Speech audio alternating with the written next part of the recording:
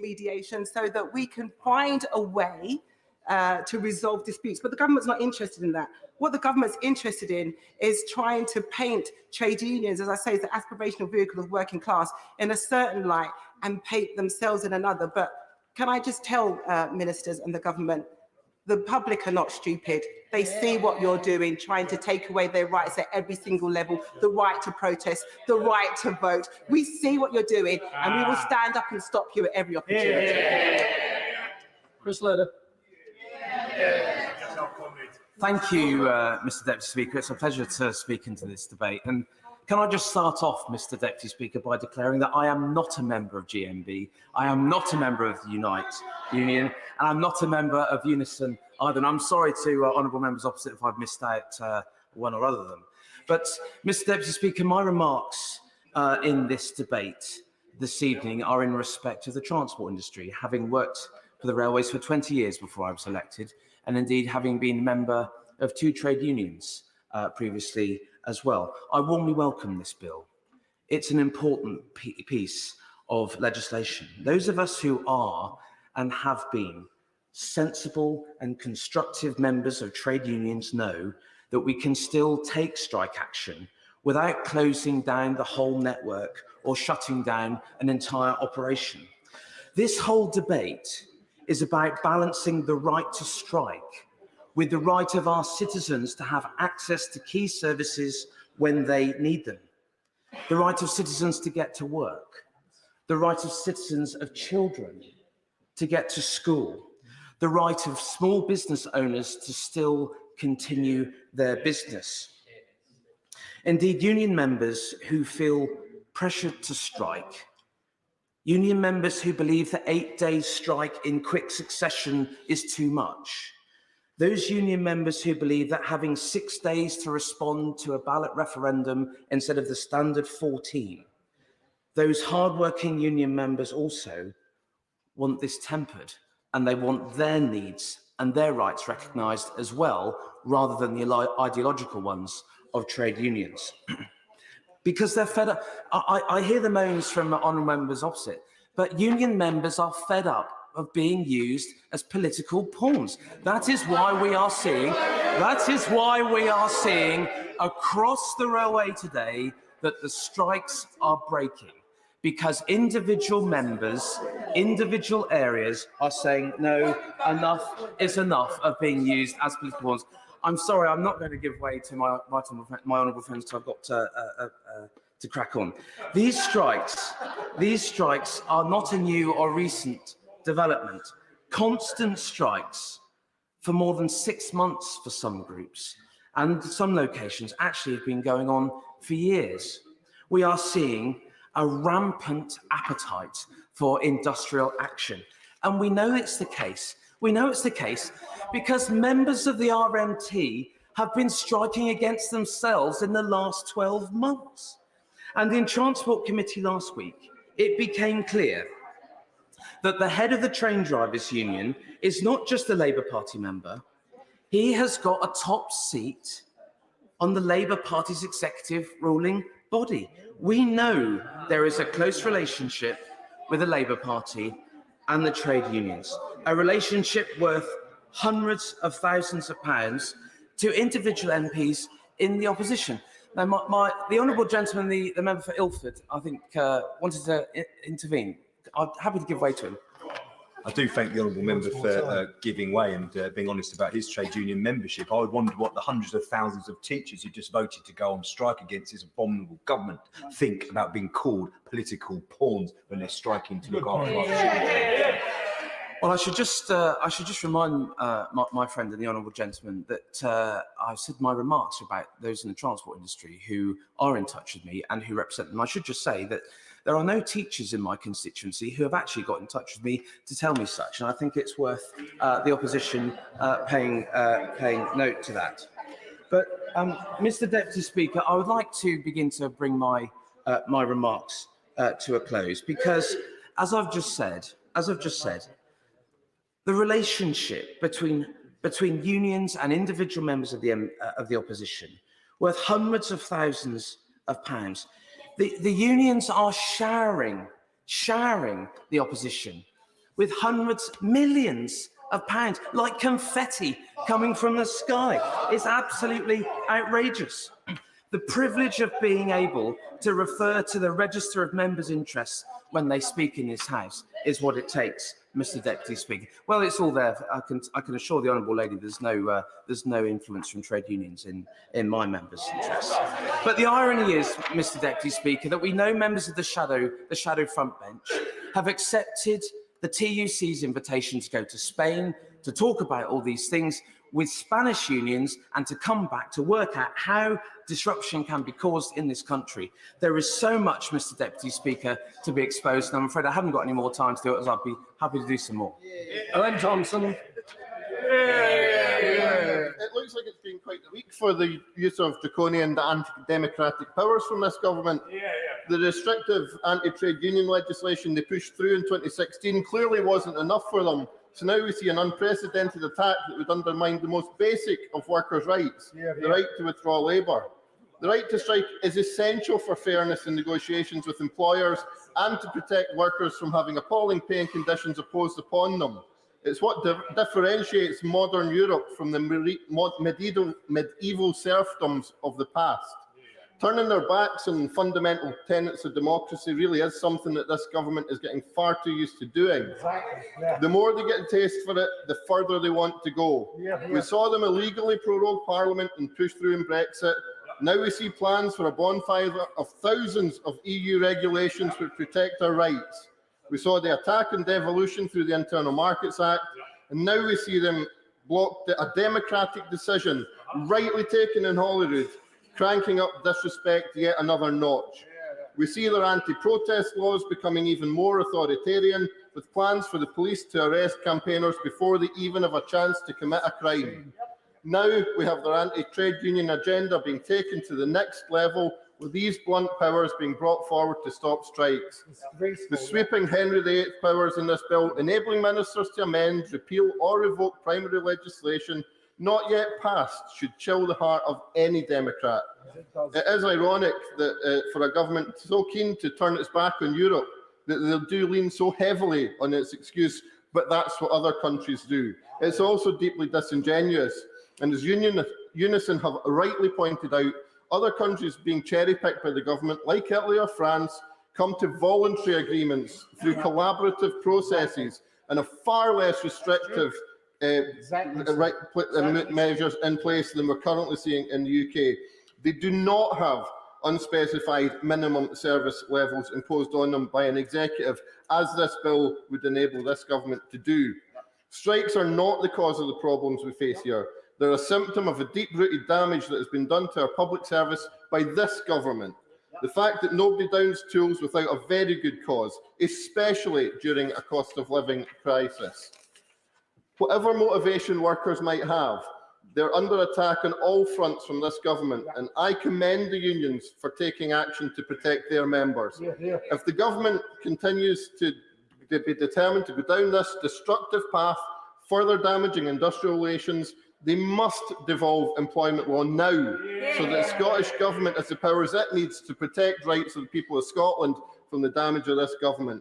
Workers are not just striking for themselves. They're striking for the very future of public services which they witness being run into the ground. They're protecting the cohesion of our communities, the standards of living we should all be able to enjoy, and the rights of all workers. I stand in solidarity with them, and I will always fight to protect the right to strike from irresponsible attacks such as this. This bill should be refused any further consideration, and I urge every member here tonight to stand against it and vote it down. Thank you, Mr. Deputy Speaker. Can I first start by welcoming you to your place? And secondly, can I place on record my thanks to all public sector workers for the excellent work they have done, not just during the pandemic, but for many, many years prior to that. As we all know, the country is facing a difficult economic hardship. Yes, partly because of the war in Ukraine. Yes, partly because of our active response in the fight against the pandemic. But I wanted to say that actually we need to be conscious that we are here to support workers, and not all workers are part of unions. It's fair and reasonable, and I will always come back to this theme of fair and reasonable, to suggest that actually some of this legislation, and I will be supporting this piece of legislation, some of this legislation is making sure there's a correct balance between those in the unions that wish to strike, but also the majority of my electorate who continue to either run their own small companies or work in smaller industries that rely on public services like the railway network. As many of you have known, and I've said in this place before, while I represent quite a lovely constituency, we are very much north and south on public transport. And when there are rail strikes, it is with extreme difficulty that my constituents can get around. While that may not necessarily hurt those that have the ability to access a car or in extremis pay for a little cab, for those that actually that we should be supporting the most, they are the ones that are most affected by this, the ones that aren't able to use the bus to send their kids off to school or get to their GP surgery or a doctor's appointment. I know that there was reference made to the Eastern Region Ambulance Service. I know they've had a really tough time over many, many years. Can I just place on my record my thanks that they were not one of those bodies that had a strike over the recent weeks. I know that unfortunately I've had to use their services over the last few weeks and months, and they are literally saving lives doing the excellent work they do in very difficult circumstances. One of the things that I wanted to make the public aware of, though, that post-pandemic we have adapted the way we work. And while, yes, we are very much supportive of things like rail workers, the general population will adapt. I'm a firm believer that we should be encouraging people to get back to work, whether that's commuting into London like a lot of my constituents. But if it does prove too difficult, they'll just turn around and say, actually, we've already adapted post-pandemic to working from home. What that will mean is that actually we will hollow out the urban areas of our country, like central London, where instead of a vibrant high street like we had in Victoria Street, you'll very quickly have high street retailers closing up shop like the Pret-a-Manger's of the world because they don't have the footfall to support.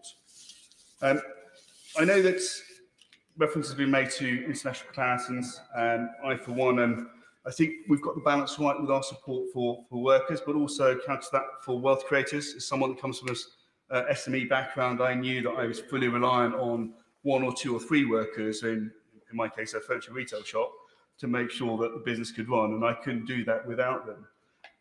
But they weren't part of a union, but 80% of our economy is reliant on SMEs. So while the unions are excellent in the work they do for large public sector bodies, there are other workers out there that aren't members of the union. Can I just finally mention the fact that my great friend and gallant friend, Member of Parliament for Bracknell mentioned, which is about our armed forces and the police have not been able to strike for close to over 100 years now.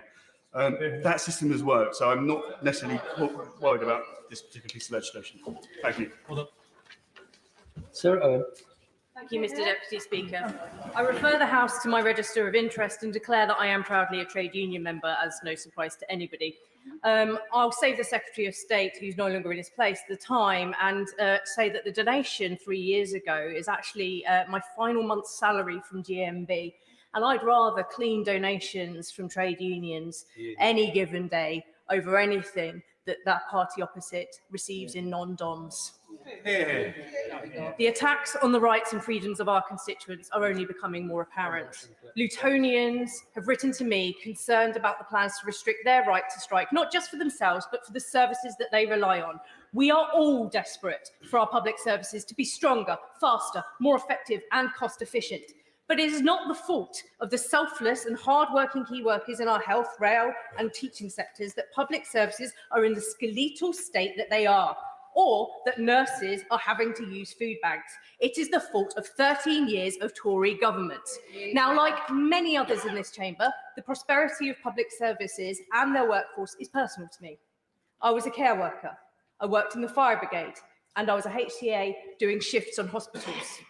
I've also been a trade union member for nearly 20 years and have been a trade union officer, working on pro-manufacturing campaigns, bereavement leave for foster carers, stopping the abuse of agency workers, training airport staff and ensuring survivors of domestic abuse are safe at work. I say this not because it's particularly extraordinary, but because this is all in a day's work for trade unionists, and those opposite should bear that in mind while they denigrate the work of trade unions. But this is not just political, it is also personal. My partner works in education, my father was a firefighter, and my mother was a nurse. They took great pride in their work, and so they should. When we face crises, personally or nationally, it is these workers we rely on to keep us safe, heal us, protect our homes and our loved ones. Why then is this government determined to punish those workers with real-term pay cuts, job losses, worse terms and uncertain futures, yet still reward bankers with unlimited bonuses? Not only are British public service workers seeing their pay declining or their jobs cut, they're now told they cannot speak up about it. The message to public sector heroes from this bill is put up and shut up. Unfortunately for this government, that is not the spirit of this country or the party of these benches. Our constituents know the value of their work. They know the dignity they deserve. And when it comes to civil liberties, the party opposite talk a good game about freedom of speech. But when it comes to the basic rights to strike and to protest, this, one of the most extreme Tory governments, is on the wrong side every time. They fight for the rights of Holocaust deniers, climate change skeptics, and out-and-out misogynists to say whatever they like online in an effort to appear anti-woke and pro-freedom of speech. Yet when it's the freedoms of nurses, teachers, doctors, paramedics, firefighters, support staff, healthcare assistants, the Conservatives are not on their side. They don't want them to have the same freedoms as everyone else. Ordinary working people, like the ones ministers are trying to gag now, fought for our rights. Rights for maternity leave, bank holidays, to be safe at work, equal pay, and to remove their labour, to have their voices heard when those in power aren't listening. And so the Tories show time and time again that they're on the wrong side, and all they have to do is listen and negotiate. They are the reason people need strong trade unions and a Labour government, because the Tories will never be on the side of working people. I will always be on the side of working people, and I will vote against this bill today. Ruth Edwards. Thank you, Mr. Deputy Speaker. This is a debate about the balance of rights. Balancing the right to strike of our constituents who work in essential public services with the rights of our other constituents, their right to get to work, to school, to have their operation, and even in the case of blue light services, their right to life, because that is what we are talking about here. This bill isn't about views on the rights and wrongs of the current strikes. It is certainly not an attack on public sector workers. The suggestions otherwise from the party opposite are both disgusting and an attempt to stifle genuine debate. Now, I deeply value the work of nurses, teachers, firefighters, ambulance drivers and rail staff across Rushcliffe and across the country. And of course, they should have the right to withdraw their labour. This bill is about how they can do so safely. Now, the Labour Party would have us believe this is some outrageous attack on workers' rights. Political violence, said the Honourable Member for Jarrow, one that no civilised country could possibly contemplate. No civilised country other than Spain, Italy, Germany, France, or indeed the United States, Australia and Canada, who in some areas have an outright ban on strikes and blue light services. Normally, Mr. Deputy Speaker, the parties opposite idolise Europe's approach to employment rights. But on this particular issue of minimum services, they are keeping very quiet. Why, Madam Deputy Speaker? Or Mr. Deputy Speaker, I apologise. Why? Because their paymasters in the union don't want to let them do otherwise. And I understand, I do. I would happily give way to the General. I thank you for giving way. Most of the members on this side of the House will be proud of the fact that trade union members in their local branch meetings vote democratically to make donations to local Labour parties to members' parliament. So I would ask if you withdraw that preposterous, outrageous and untrue comment. I certainly won't, Mr. Deputy Speaker, because the honourable gentleman failed to declare in that intervention he's received £13,000 from unions. And I noticed there are lots of proud union members who aren't declaring their donations, which is not me being party political, it's a requirement of this House. Right. Now, I do understand leopard position. It's not easy to turn around to the union barons who've given you and your colleagues over £1 million in the last 4 years and tell them they are wrong. This bill builds on the principles in the Trade Union Act of 2016, which put higher vote thresholds on important public services when unions ballot on strike action. It builds on the principle of life and limb cover, but will prevent the situation we had at the end of last year, where different ambulance services had different agreements in place with unions. This resulted in a postcode lottery for patients, which is unacceptable. The bill complies with the criteria set out by the International Labour Organization, as my honourable friend for Newbury set out in detail. In short, this bill sets out a pathway for workers to exercise their rights safely. It shouldn't be controversial. It has precedent in the UK, all over Europe, and in international conventions. We are making the responsible choice to protect all of our constituents. But over on the other side of the House, well, it may be New Year, but it's the same old Labour. Still acting as the mouthpiece of their paymasters, the union barons. Bought by the barons and still doing their bit. Clive Lewis. I didn't hear you. Sorry, Mr. Deputy Speaker. Thank you very much. And I refer the House to my register of interest, where you'll find no money from oligarchs, from Saudi Arabia, from oil barons, oil companies, nothing but from trade unions. Quite happy with that. So, Mr. Deputy Speaker, here we are. A little more than 18 months since the end of lockdown, and this government has gone from clapping to slapping key workers. And, you know, it didn't have to be this way. In the wake of COVID, this government had a choice. It could have, like the 1945 Labour government at the end of World War II, chosen a new path, a different path, a new social settlement that recognised the sacrifice and efforts of key workers. It could have rewarded them by embarking upon collective sectoral bargaining, invested in rebuilding our public services, in housing, after more than a decade of decay. It could have built a new social settlement recognising the role those workers played in that national crisis. Instead, it chose to look to the First World War and Geddes Acts, when the post-war Conservative government slashed public spending, attacked workers' rights, and told the poor that they, and not the wealthy, must bear the brunt of the costs of the war. Mr. Deputy Speaker, this legislation puts beyond a shadow of doubt whose side this government is on. It's certainly not the public. No, it's not the public.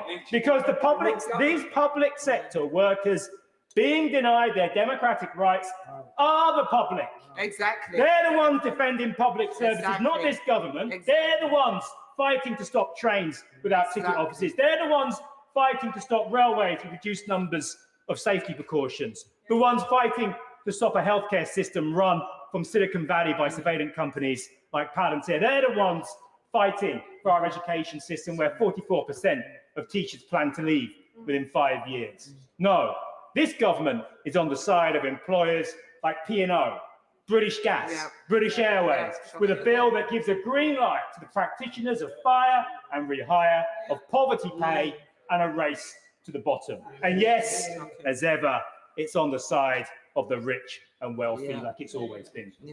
But this legislation is also part of a longer-term anti-democratic trend. This bill is part of a long raft of anti-democratic legislation passed by this government. It's a trend of transferring power away from workers and citizens and eliminating the limited rights and freedoms in the workplace and across society. The Police and Crime Sentencing Act of 2022 criminalised political protest. The Elections Act of 2022 will disenfranchise millions through voter ID. You undermine the independence. They've undermined the independence of the Electoral Commission. The Judicial Review and Courts Act limits the power of courts to remedy unlawful government action on the part of the executive. The National Borders Act. 6 million people in this country can now be stripped of their citizenship at the whim of the Home Secretary. And while they have temporarily gone quiet, we know they want to repeal the Human Rights Act as well. So, Mr. Deputy Speaker, the British public have had enough of being told by this government to suck up failing privatised public services, corrupt politicians, collapsing living standards, a dying environment, and a failing democracy. Being told there is no alternative, that politicians will always be caught on the take, that the rich and powerful will always be able to buy influence, that food banks are inevitable, that the NHS will always be in crisis, that our rivers will always be polluted, that a race to the bottom on employment rights is inevitable. History will show this bill as the act of a government on the ropes, bereft of direction, lashing out at the very public it claims to protect. It's a grim 50-year-old ideological experiment, and it's in tatters all around it. I'll be voting against this piece of rubbish. Thank you, Mr. Deputy Speaker, and can I welcome you to your place? And it's a pleasure to follow the honourable gentleman from Norwich South. I was struck by something you just said there. Yes, the rich and powerful can always buy influence. You just need to see the number of people who've made declarations this evening. This is a simple and effective bill aimed at ensuring that the right to collective bargaining and withdrawal of labour does not conflict with the right of the average British citizen to access life-saving services or potentially important services whilst unions and government negotiate. The debilitating strikes of the past 6 months have wreaked havoc on this country, dragging us into a virtual state of second lockdown, preventing workers from travelling to offices, shoppers from accessing high streets, and putting additional pressure on the NHS. And we understand that this is driven in part by the inflationary pressures we're encountering as a nation. No one, and I mean no one, Mr. Deputy Speaker, is disputing the right of workers to withdraw their labour as a part of negotiation, however unreasonable some of those demands end up being. No one is saying that at all. All we're asking for is some proportionality and responsibility in the way this is done. Our nation should not be held hostage and lies at risk simply for want of minimum safety standards. And that's what we're talking about this evening. Now, we're not talking about blanket enforcement, just a recognition that some services are quite simply vital. Health, fire and rescue, education. Few of us will forget the impact of shutting down schools during the pandemic. Transport, since the Mayor of London can't stick to his zero-day strike pledge. Decommissioning of nuclear installations and management of radioactive waste. I mean, surely that one's a no-brainer. We can all agree that needs to go on. And, of course, border security. This bill ensures that people can access an ambulance when they call for one, count on fire responders in an emergency, send their children to school, travel to work. Why should they be held to ransom by militant, unelected trade union officials? If they want that kind of power, they should stand for election, not simply buy and support it from the party opposite. No, I will not. Minimum service levels are not an anomaly. France, Spain and Italy have given minimum service levels during strikes. I thought the party opposite was in favour of more European alignment. Government does not want to use this bill, but it's vital to have in place a system so that the British public can access services during strike days and go about their lives in an ordinary way. So we have to ask ourselves, what are these strikes really about? I'll highlight rail because I'm a regular commuter myself. Union bosses refuse to accept that the pandemic has fundamentally changed how travellers use the rail network. Modernising the network is essential to make sure that it's sustainable for future generations. The government stepped in with support to the railway industry of over 30 billion during the pandemic. That's not pocket change. I've seen the impact firsthand of what rail strikes have done to the West Coast main line. At one point, facing up to a 10-hour coach journey because of the lack of flexibility. Now, that's fine for me because I can afford to be flexible with my working arrangements. I've got a good guaranteed wage. Plenty of my constituents don't. And if that service isn't there when they need it, they're in serious trouble. The hypocrisy of the trade unions saying that they're fighting for workers is palpable. Travel is unavoidable to millions of workers who do not have the option of working remotely. These people are driving Britain's economy despite the obstacles put in front of them by trade unions. And so let's look at the collateral effects. December's rail strikes cost UK hospitality £1.5 billion, and huge swathes of businesses and jobs were lost. The simple fact of the matter is, with over £15 million donated to the Labour Party from trade unions, it's no wonder why members of it sit on their hands while trade unions cripple our vital services. Even the leader of the opposition noted that's why he's not here leading this debate today. Instead, he's rubbing shoulders with bankers in Davos. These strikes have become contagious, spreading from one sector to another, holding the British public hostage in the hope that the government will surrender, and that's not how a democracy works. I support workers' rights, but it's not limitless. I welcome this commitment to the right of the British public to access vital services during strike action, and I look forward to supporting it later tonight. Ian Byrne. Thank you, Mr. Deputy Speaker. And it's an honour to follow the member that Hale would admit him for that extremely interesting speech. And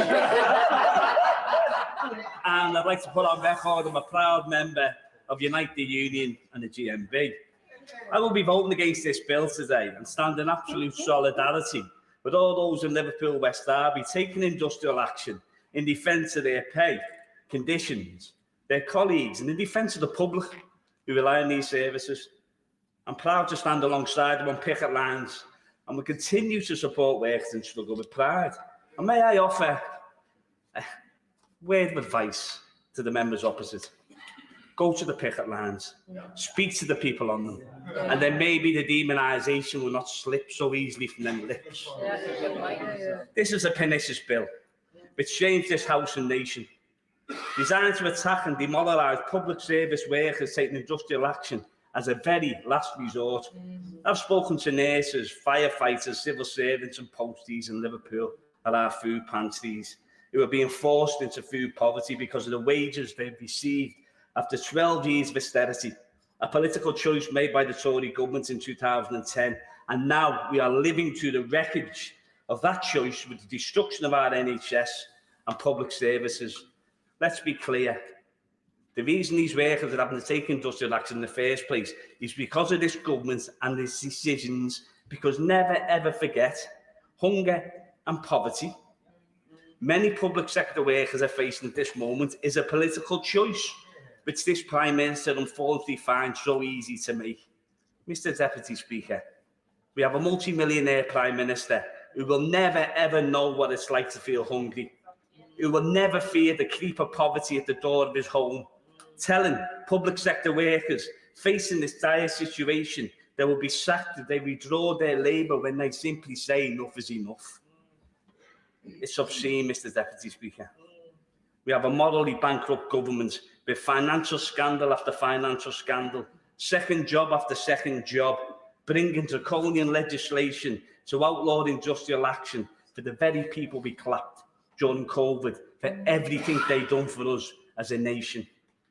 The bill itself is a purposefully lacking in detail, practically unworkable and potentially unlawful attempt to undermine the right to strike.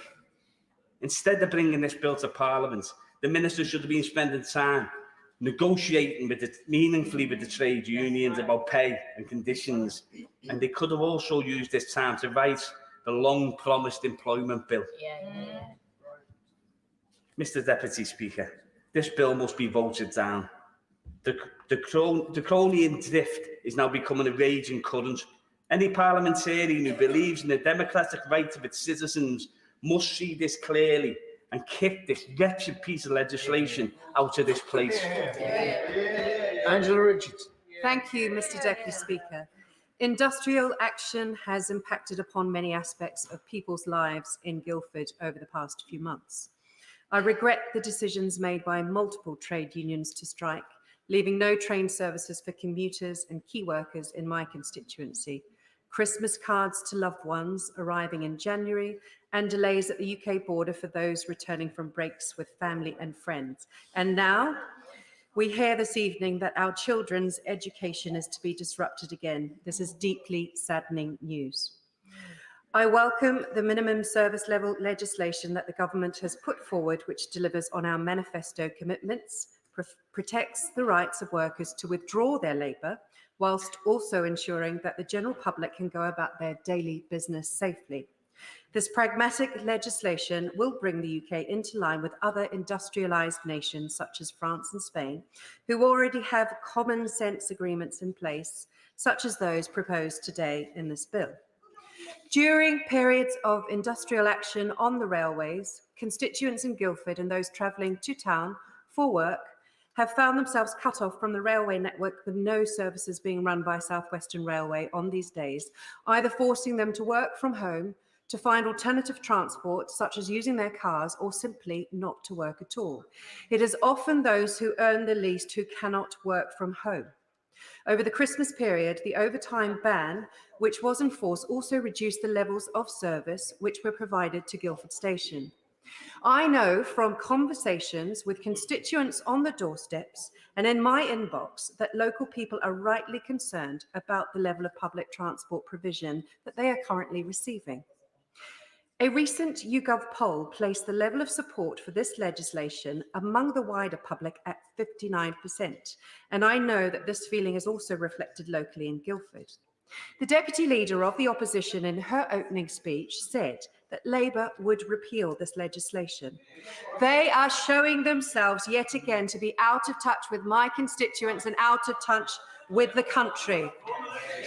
Rail Partners, the organisation who represents the owners of train operators, including First Group, who own the majority share in South Western Railway, has said that this approach, and I quote, seeks to appropriately balance and protect the right to strike and the rights of others to get to work or school and access necessary healthcare. I agree with their assessment of this legislation. The safety of the general public must always remain the primary responsibility of any government, and I welcome the measures proposed in this bill to do just that. And I will be supporting this legislation today. Joanna Cherry.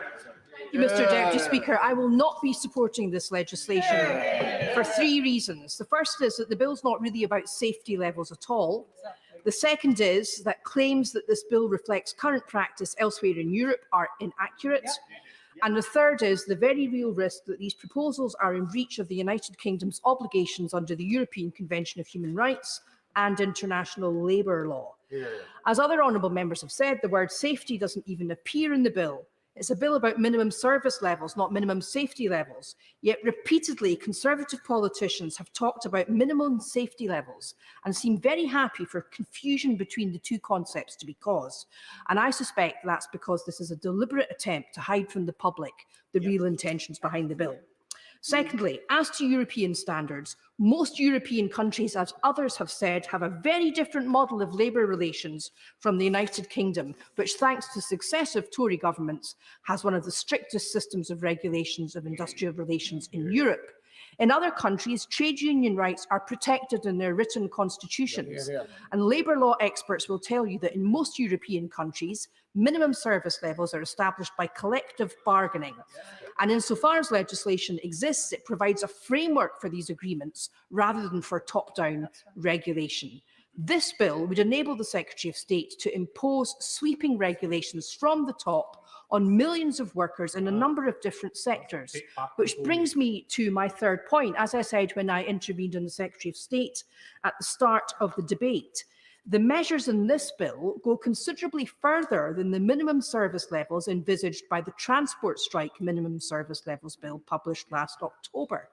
And the government's own human rights memorandum, which accompanied the previous bill, set out in some detail with reference to existing legislation the reason why their lawyers then said minimum service levels imposed by legislation were not justified in fire services, health settings and education. Yet that's what they're now proposing. And their human rights memorandum for this bill is very different. And I can absolutely guarantee honourable members across the House that as chair of the Joint Committee on Human Rights, I'll be making sure we scrutinise very carefully the difference between the two human rights memorandums. Now, as to compliance with international labour law, the International Labour Organization have enshrined the right to strike in their convention, to which the UK is a signatory. And it's true that minimum service levels are allowed, but not if they're imposed from the top down. They need to be set by negotiation, or if the negotiation breaks down, by an independent body, as happens in Italy. Only in European countries well known for flouting fundamental rights like Hungary and Russia do we see government-enforced minimum service levels leading to the sacking of workers and the bankrupting of unions fighting for fair pay and conditions. Yet that's exactly what the Tories want to do in this bill. So perhaps we shouldn't be surprised that despite all their anti-Putin rhetoric, they want to emulate Putin's approach to striking workers. Perhaps not so surprising, because the Deputy Prime Minister has told us he's not ruling out leaving the Convention on Human Rights, and the Home Secretary is keen it should happen as soon as possible. So given that they're keen to be on the same side as Russia in relation to human rights, it's perhaps not surprising that they're doing it in this bill. The bottom line, Mr. Deputy Speaker, is that key workers are striking because their wages haven't begun to keep in line with inflation, and because the interest rate hikes caused by Tory incompetence means they can't afford their rent or their mortgage. The government needs to recognise the stark reality of these people's lives and work with their unions respectfully to reach agreements. Anna Firth. Mr. Deputy Speaker. Mr. Deputy Speaker, this bill is about duty, fairness and balance. Nothing more and nothing less. The first duty of any government is to keep its people safe. And this bill is about ensuring we have minimum levels of safety and service across our essential public services. And I've heard what the honourable lady opposite has said about safety. But when we're talking about ambulances and when we're talking about accident and emergency departments, it is about safety. But it's also about fairness. Due to the hard work and dedication of all the ambulance workers across Essex and all the NHS workers at Southend Hospital, every doctor, every porter, every care assistant, nobody in the wonderful city of Southend and Leigh-on-Sea has suffered any disruption in the service. They've been served with the same dedication and care every single day since these strikes began. Why should those who are not lucky enough to live in Southend and Leigh-on-Sea not get the same service? Of course they should, because they are all paid. No, I won't, because of the time. So this is about balancing. It is about balancing the right to strike with the right to a minimum level of service for those who are paying for it. And of course the right to strike is something which on this side of the House we consider to be important. It is a key right of our labour. No, I won't, because of the time. It's a key part of our labour laws since 1906. And indeed, if I can introduce just a moment of levity into this debate, you could say that collective action actually started in 1381 with the Peasants' Revolt, which also started in Essex. However, it is undeniable that strikes are incredibly disruptive.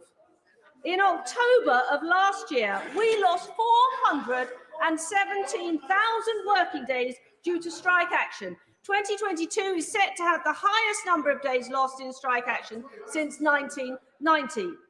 Whether it's our trains, our ambulances, our hospitals, or our post service, these strikes disproportionately affect the poorer people in my constituency. In Southend, 2 million people journeys were made from 2 stations in my constituency. These are people who can't work from home, who can't afford taxis to get to and from work, who aren't allowed the indulgence of hotels, which, let's face it, those of us working in this place are able to claim. And it affects children. People who travel to our brilliant grammar schools in Southend travel generally on the train from different parts of Essex. Our children's education has suffered enough due to COVID. There must be minimum levels to make sure that our children get the education they deserve when they are in school. And finally, on this point of fairness and equality, by ensuring that we have minimum safety levels in our public services, we are ensuring that a service which is funded by taxpayers equally serves every taxpayer equally. How could anybody object to that? This shouldn't be a controversial opinion. Police officers and members of the armed forces already are prevented from taking strike action. Too often, we have to rely on the armed forces who cannot take strike action because theirs is an essential service, life and limb are employed, and yet we rely on them. Order. Barry Gardner.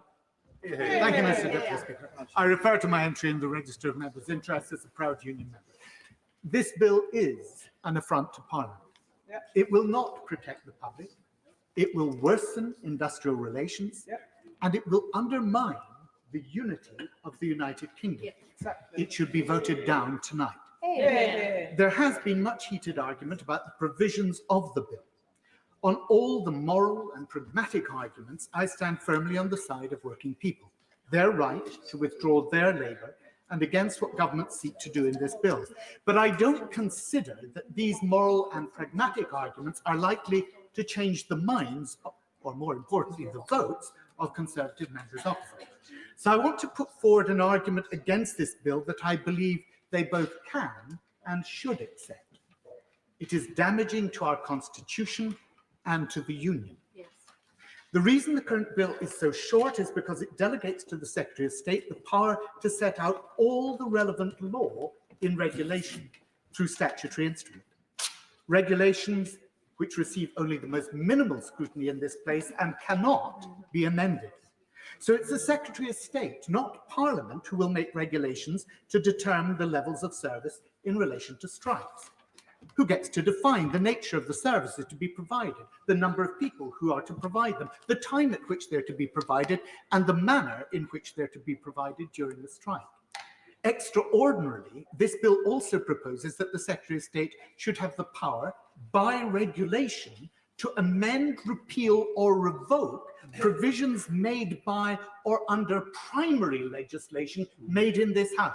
So statutes passed by Parliament can be amended by regulations drafted by the Minister without full parliamentary scrutiny. And in its recent report in the House of Lords, Democracy Denied, their lordship stated, a substantial groundswell of concern is developing about the shift in power from Parliament to ministers. The bill we are considering today is perhaps the most egregious example that an increasingly autocratic executive has yet brought forward to strip Parliament of its role in determining what for many of us is a critical area of employment and human rights. It gets worse. The primary legislation which the Secretary of State can amend or repeal is defined so as to include an act of the Senate or the Scottish Parliament. This should set alarm bells ringing for all of us, nationalists and unionists alike. What is being proposed is that the Secretary of State in Westminster should have the power by regulation to override devolved legislation passed by the Scottish Parliament and the Senate, and to do so with minimal scrutiny in this House. If the executive had intended to provoke constitutional outrage and call into question the very basis of the devolutionary settlements, it could not have designed a piece of legislation better guaranteed to do so. That the Secretary of State in Whitehall should claim the power to legislate by regulation, to interfere in devolved areas of government, to impose restrictions in the different parts of this union on the right to strike in the transport, education, health and other public services in Scotland and Wales is more than unwarranted. It is more than inappropriate. It is a deliberate provocation and offence. Would the honourable member want to comment why the government has refused even the super affirmative procedure as well? I'm grateful to my honourable friend, quite simply because it is introducing a party political measure that is designed to provoke this House. I ask all Conservative members, if they care about the Union at all, to vote against this wrecking ball of a bill that will only provide succour to those voices that seek to destroy our constitutional settlement and our United Kingdom. Under this bill, the employer has the unilateral right to identify in a work notice the individual workers required to operate the MSL. A worker who refuses to comply after being requisitioned in this way will lose unfair dismissal protections. In so doing, the government is authorising employers to do what not even a court in this country can do. Under the Trade Union Labour Relations Consolidation Act of 1992, no court can compel an employee to do any work or attend any place for the doing of any work. But having notified the union of the identity of the worker to be requisitioned, the bill then requires the union to take reasonable steps to ensure that all members of the union identified in the workplace comply with it. It is ironic that under this bill, the same trade union may be required to discipline or expel. I'm terribly sorry.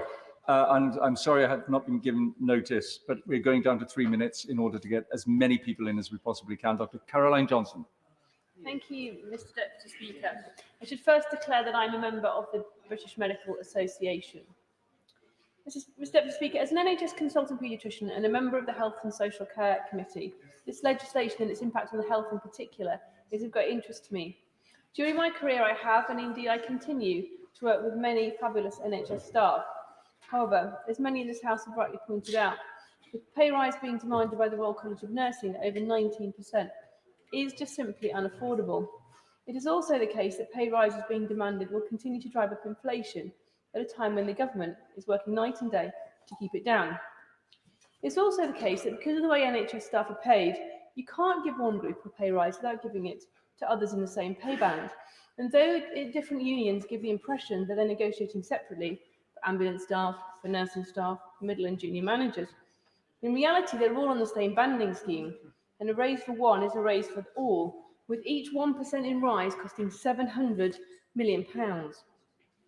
It's clear that the opposition seem to have misrepresented the government's policy in an attempt to take away the right to strike, when that's so clearly not the purpose of this legislation. When it comes to the NHS, it is not right that those in desperate need of medical care cannot get an ambulance or receive care because of strike action. These are measures designed to protect people's lives and ensure that people who are with imminent threat to their lives or limb have quick access to care and treatment. How could anybody not want such care to be received? Indeed, that is why minimum service levels are individually negotiated by the various ambulance services, but that leads to inconsistency across the country. Having a pre-agreed national minimum level will help to improve patient safety.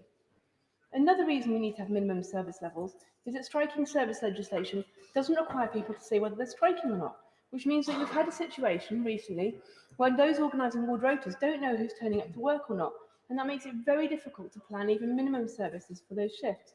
It's all very good when you're dealing with parcel deliveries, but when you need a certain number of people to care for acutely sick people, it's vital that you can plan, and a minimum service level allows you to do that. Furthermore, the opposition is suggesting government want to sack people for striking, but this again is a gross distortion. Striking is a collective decision, that's why it's voted upon. The government's measures apply to those who, having agreed to be part of a minimum service level, then did not turn up to work. Well, that would under any circumstances be a dereliction of duty. And in practice, we all know it's not going to happen because NHS staff simply would never do that.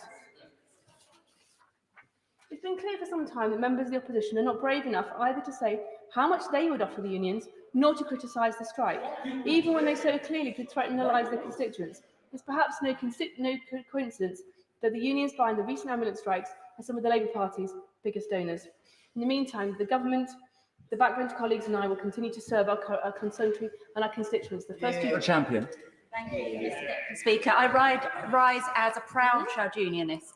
I've been a member of a trade union all of my life, and so I completely fail to understand the division that members opposite are trying to make between union members and workers, and the general public aren't buying it either. Our nurses, teachers, doctors, paramedics, rail workers and firefighters have all worked consistently hard over the past decade, particularly since COVID, yet they are facing real cuts in their pay and drastically worse working conditions.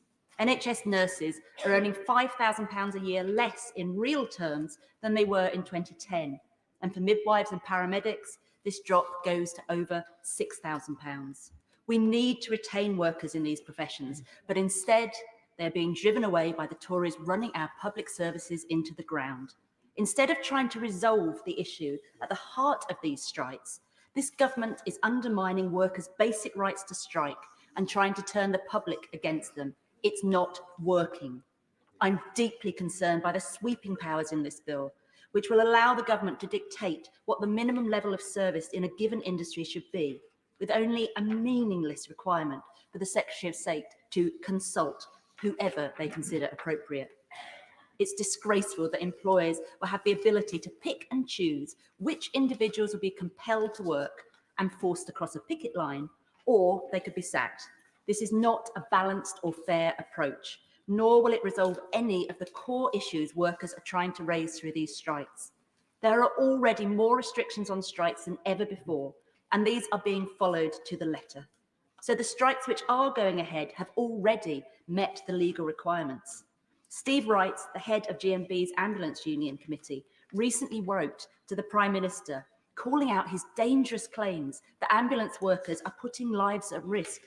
Surely the Prime Minister knows unions have been working with NHS Trust to guarantee emergency cover during the strike. And if he doesn't know that, that's really quite damning.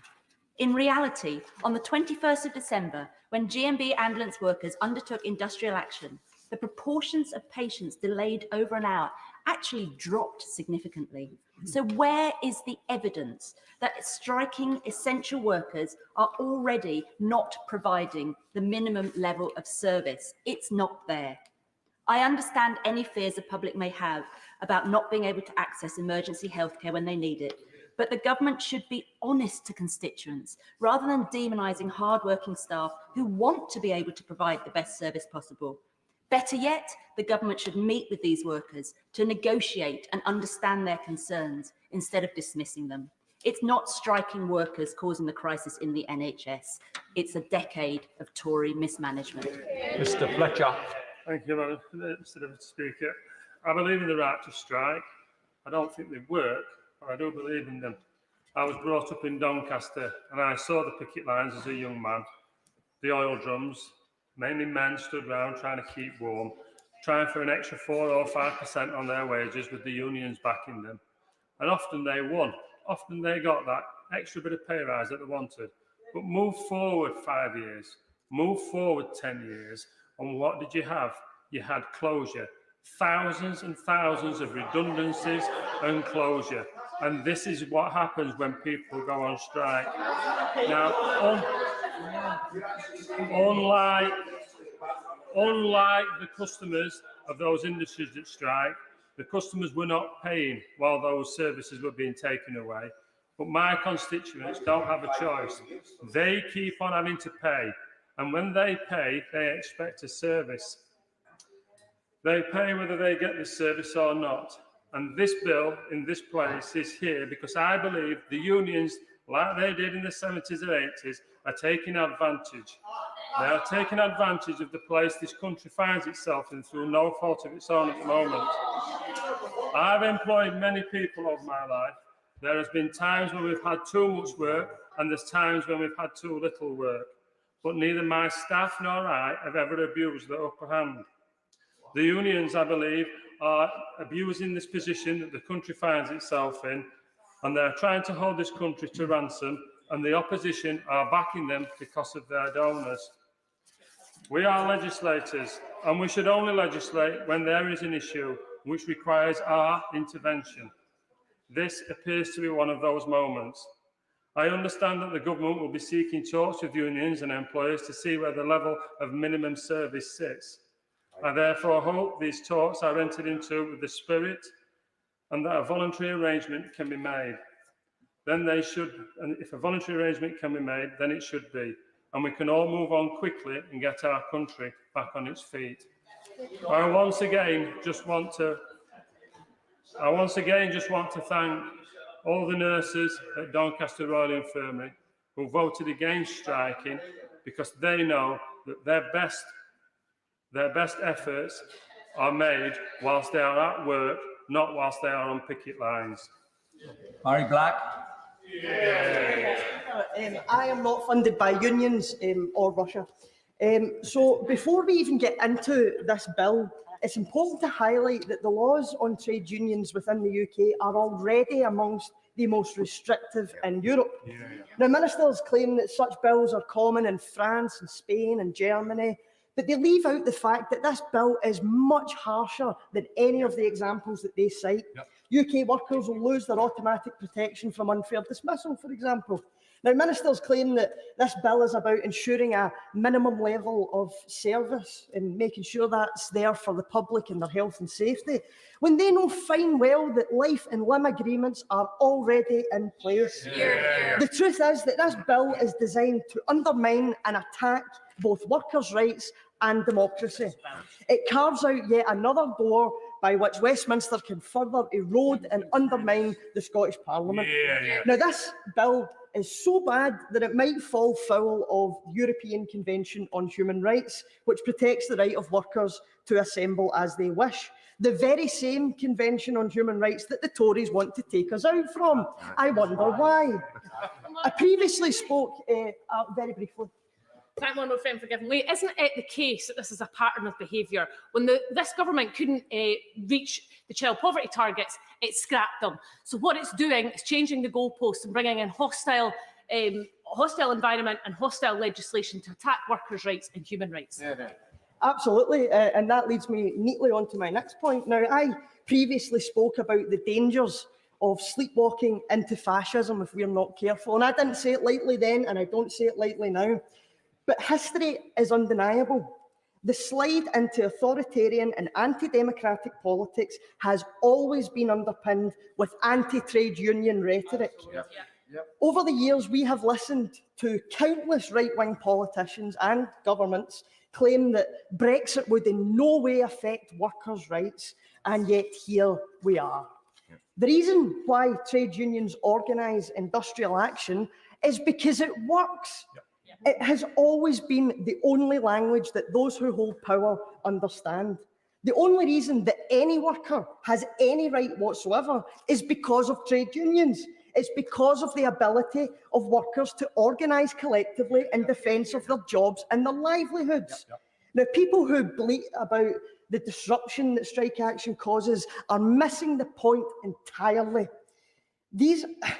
If your day is disrupted by someone not turning up to their job, then it just goes to show how crucial that person's job is and why their pay and their conditions should reflect that.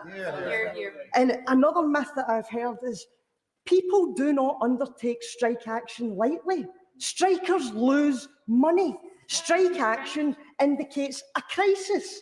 Now, our nurses, our doctors, our teachers, our cleaners, supermarket workers, these are the very people who kept the world turning through a global pandemic, a cost of living crisis, and 13 years of Tory austerity. And yet this government chooses to ignore and demoralise them at every turn. This government would rather blame striking workers than acknowledge the fact that the root causes of strike action lay directly at their door. We have the lowest pensions and sick pay in Europe. We still do not have a living wage, and we are living in economic chaos, with inequality getting worse. The only ones who are putting the health and safety of the public at risk is this government. A government run for Twitter, a government of clicks and culture wars with no serious answers. Ultimately, trade unions work, and that's exactly why the Tories are coming after them. Clive Efford. Mr. Speaker, I withdrew because I wasn't here for the opening case, speeches. Christine Jardine will be delighted to hear that. Not at all, Mr. Deputy Speaker. Thank you very much. I rise actually tonight to speak in opposition to this bill. I'm not currently a member of a trade union. I have never been a trade union official. I do not get any money from the trade union. I even last week found myself, much to my own surprise, in agreement with the Secretary of State when he said to this House that when we need an ambulance, we need to know when we'll turn up. Well, I agreed with that, but I did not agree with the context in which he meant it. We should be able to rely on that all the time, not simply when there's a strike on. And I would even have agreed with him, and I could even have found myself thinking about supporting this bill if, as part of it, I felt it was an attempt to address the problem. But it's not. It's not about problem solving. It's political posturing. It's an empty, detail-light, vague promise of a mandatory minimum level to replace existing voluntary arrangements, which will simply ramp up the rhetoric without saying how anything will be achieved or offering any progress towards the solution that the public in this country need.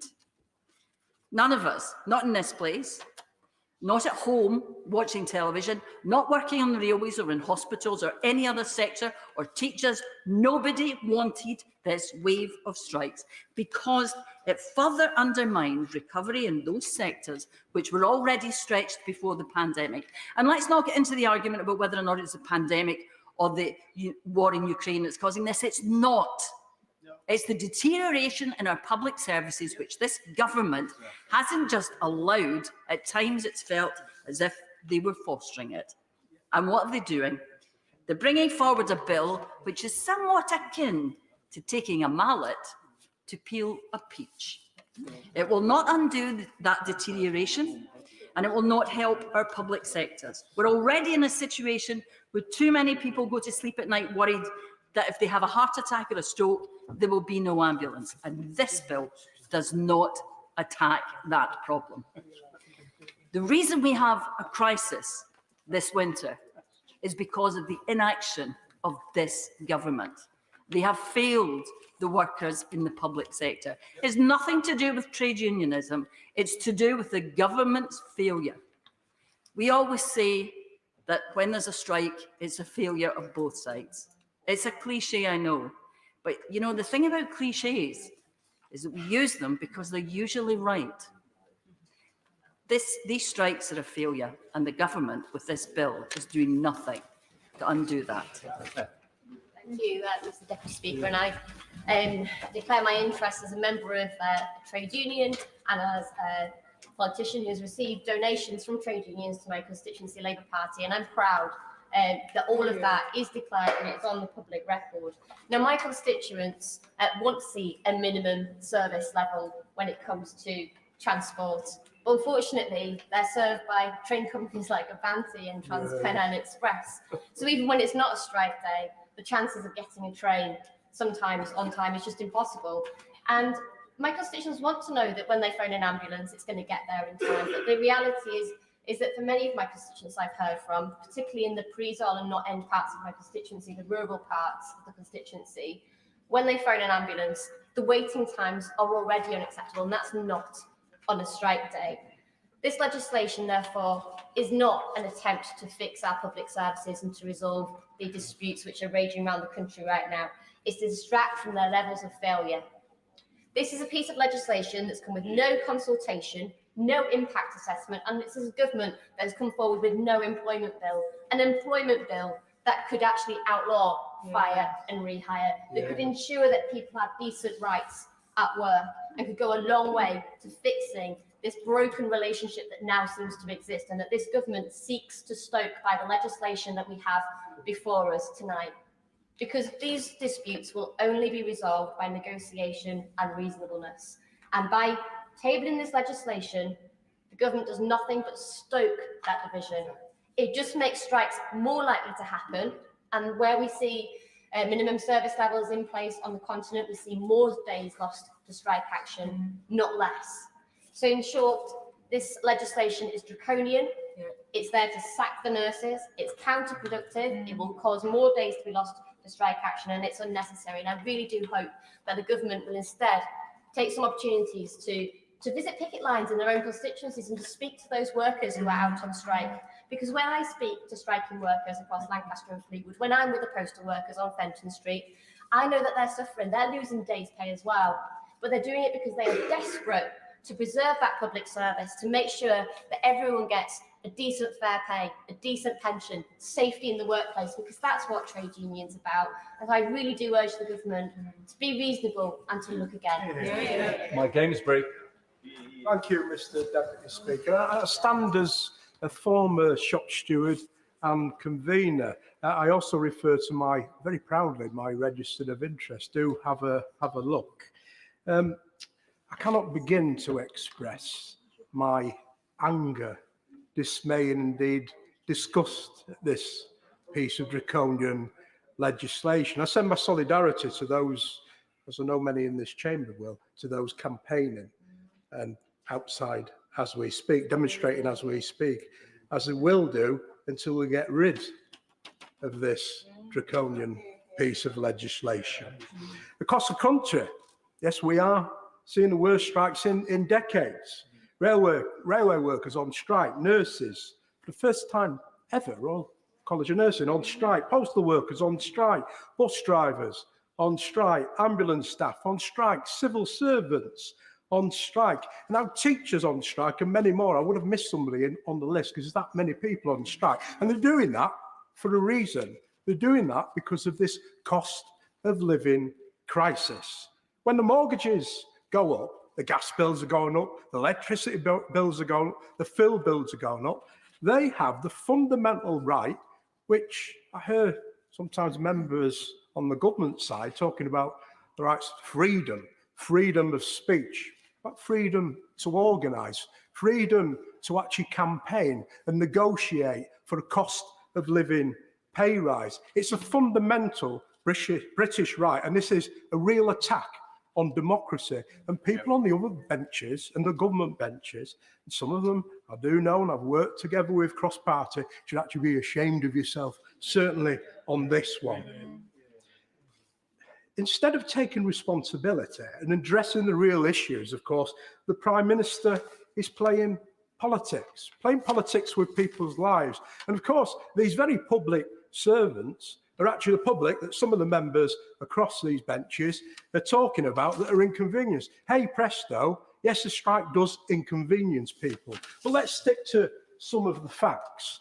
Look, there are ambulance workers who I visited not very long ago, just before Christmas, in the Warrington area, that's North West Ambulance Trust, that were striking. It was a last resort. They don't want to do that. But they were providing the minimum level of service. They were certainly doing that on life and limb. And I saw the ambulances going out. So I've heard lots of myths this evening about that. Actually, the status quo, the current arrangements actually work. But I will stand together with everybody tonight and I will vote against this draconian, disgraceful piece of legislation which is standing up for the British workers and British people. Neil Hanvey. Thank you, Mr. Deputy Speaker. I'm speaking as a Unison member and someone who's been a member of the RCN since 1984. Prior to that, I'm proud to have stood on the picket lines recently with the RMT, the CWU, GMB and the RCN. My constituents are members of unions. They are workers and they form part of all of the workforce who are engaged in industrial action at the moment. I want to give the Conservative Party that sit opposite the few that remain a bit of a reality check, because it's not good enough to say it's everyone else's fault but ours, when the fault lies at your door fairly and squarely.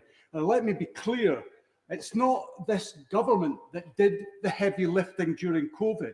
It was doctors and nurses, firefighters, railway workers, postal workers, other key workers in supermarkets, and many, many others. It is every key worker the Tory government now wants to demonise and threaten.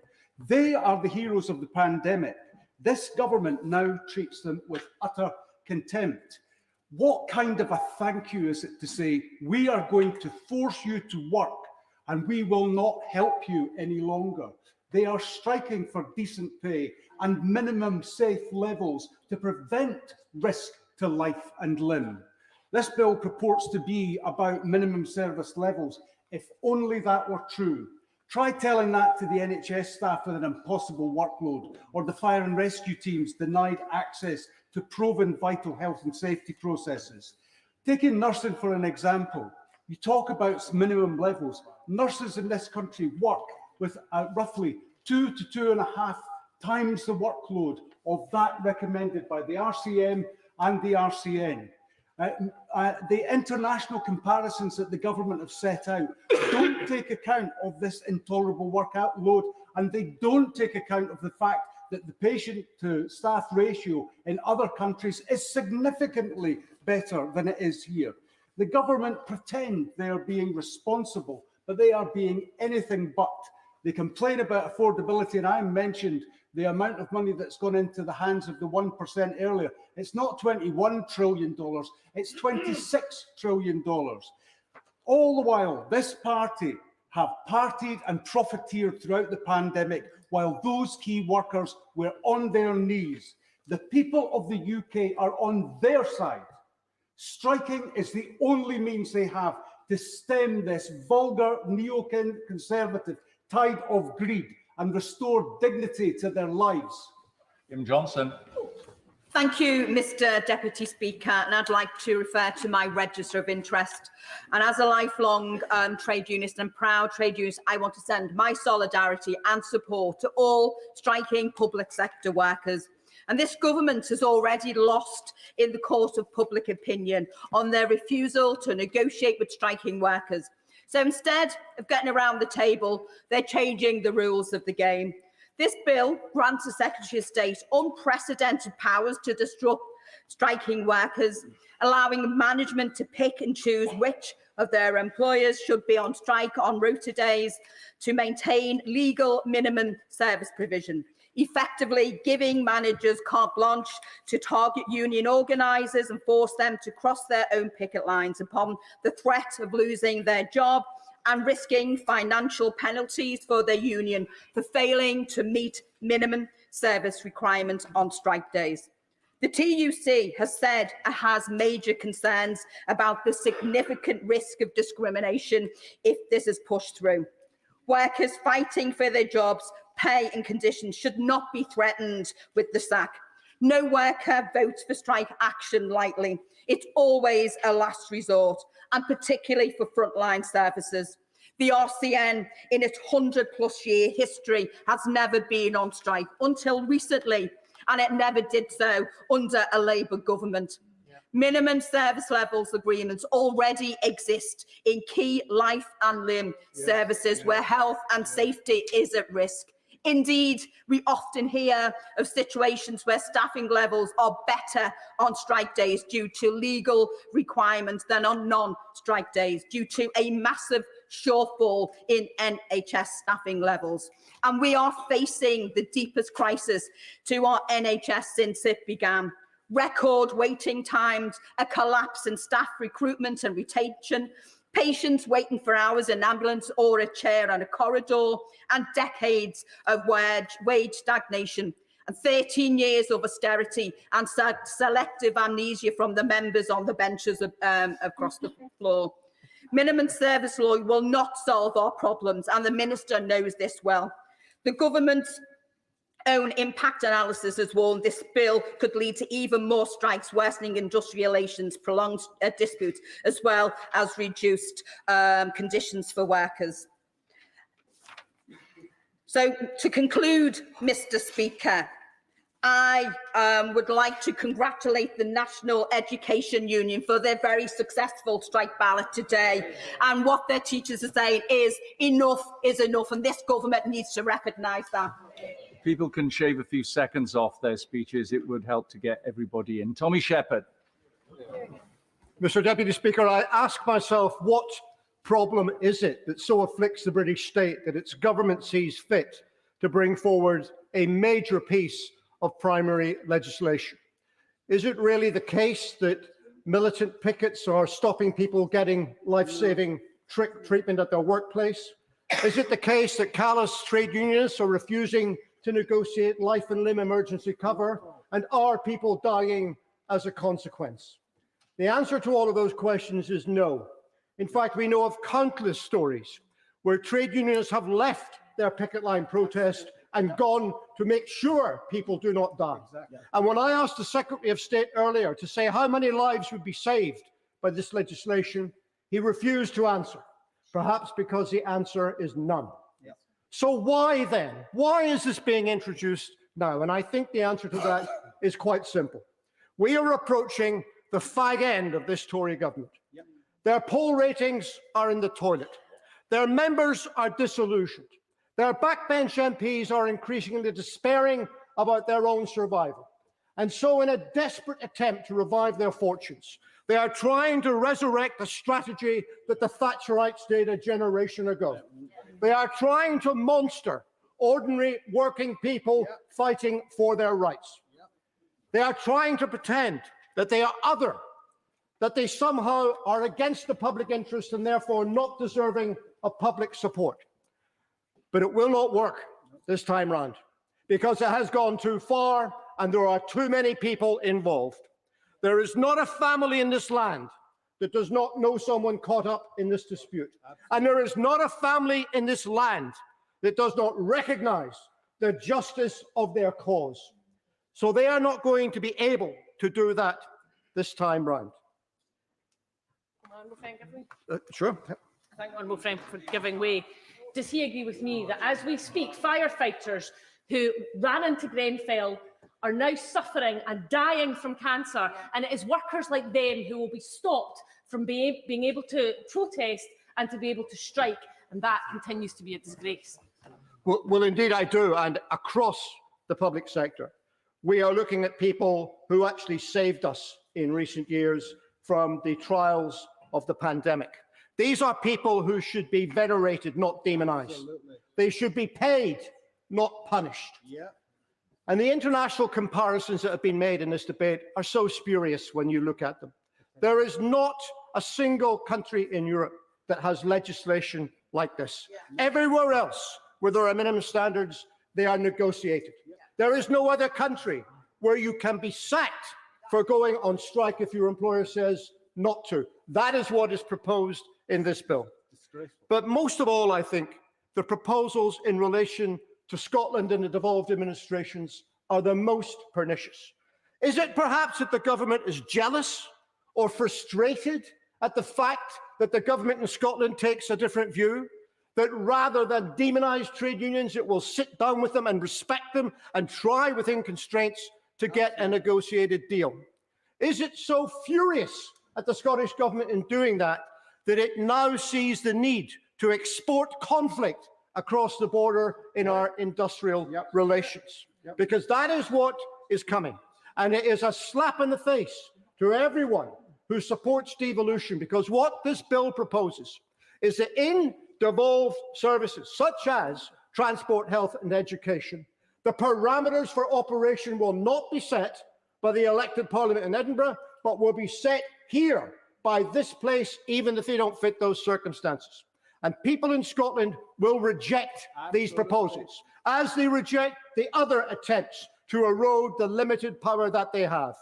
And they will call for complete control over industrial relations in Scotland. And if you take an intervention, by the way, it's already not everyone's going to get in, then more people will not get in. Andy MacDonald. Thank you, Mr. Deputy Speaker. I refer to my entry in the Register of Interests. It was always going to come to this, where the ideological and deliberate attack on workers, along with the carefully choreographed under-resourcing of the very public services that the people of this country hold dear over these past 13 years, have been so blatantly carved up for the spivs and the profiteers. And that comes hard up against the inevitable neoliberal endgame of in-work poverty, and where workers are left with no choice other than to stand up for themselves and their service and withdraw their labour. They do so not because their own wages are insultingly and woefully low and shrinking in value and don't pay them enough to pay their soaring bills and rip out demand from the beleaguered and disastrously managed economy. They do so in order to save the very service that they so cherish. And what's the response from this lot on the government benches? Instead of listening to workers and coming up with a fair deal that they can accept, or producing a plan to sustain public services into the future, they hit out and turn the screws, depriving working people of their basic civil liberties and human rights to organise and campaign for a better deal. And I'm proud that this party has made it abundantly clear that this anti-worker, anti-trade union, sack the nurses bill will be immediately repealed when Labour comes to power, and that we will bring in the New Deal for working people that our people so desperately need. But this attack isn't new, Mr. Deputy Speaker. At every turn, especially in the Thatcher era and the past 13 years, they have demonised trade unions as being the enemy within, instead of as the force for good and the force for economic and social change for the benefit of the working class that they truly are. With their nasty, pernicious propaganda spewed out by their chums in the right-wing press, this Tory government has delivered the biggest rallying call to working people there's been for many a year, and I urge all those workers who want to protect themselves, their industry, their profession or calling, if they haven't done so, to join a union today. Yes, to take back control and join the fight for a better deal for themselves, their families and their communities. This isn't the way to build good industrial relations. It's the exact opposite. So this is an important moment in our history. And I have no doubt the British people will have their say in fulsome measure when they turf these dreadful Tories out of office, and that day can't come too soon. In Labour. Thank you, Mr. Deputy Speaker. I'd like to declare my interests, proud member of the trade union movement, have been all my life, will be till the day I die. I just think that people in this debate tonight need to recognise that we shouldn't be surprised by the actions of the government. You know, we shouldn't be, because they've crashed the economy. People cannot put their heating in, and they cannot eat. People are struggling to feed their families. They cannot pay their mortgages. So what happens? They get together. The Tories revert back to what they believe they're best at, attacking ordinary working people, attacking the trade unions. They relish it, they love it. And that's what this is about. The Secretary of State should admit it. The Tories are running scared. They're finished. They're a busted flush after 13 years of austerity. And they should accept that. But no, attacking ordinary working people. Now, Mr. Deputy Speaker, I think I speak for a lot of the people when I say this. There isn't anything in this world, there isn't anyone on this planet that could conscript me to cross a picket line. Doesn't matter what legislation the Tories wish to push forward. It doesn't matter what rules, what regulations, what government diktat they put in place. Thou shalt not cross a picket line. Mr. Deputy Speaker, I just want to refer in the very short space of time I've got about the attacks on ordinary working people.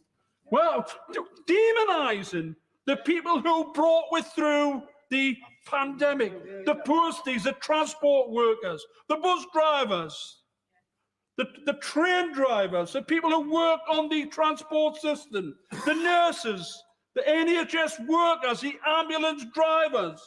These aren't mad Marxist militants. They're not forced to be part of a trade union. They joined a trade union. So, Mr. Deputy Speaker, I would just say as champagne sales and luxury yacht sales go through the roof, our key workers are sadly forced to use food banks. I'm opposing this bill tonight and would urge every other member of Parliament to do so. Do so in respect to ordinary people who brought us through the pandemic and work hard for this country. Civil Roberts. And I would refer members to my register of interest because I entered politics as a teaching union rep. I am still a trade union member. I am the co-chair of the Justice Unions Group. And contrary to the myth that the opposite sides like to propagate, I have taken not a single penny from the unions. I do it for political reasons and values. And Plaid Cymru, I'm sure it will come as no surprise, therefore, will be opposing this reprehensible legislation tonight.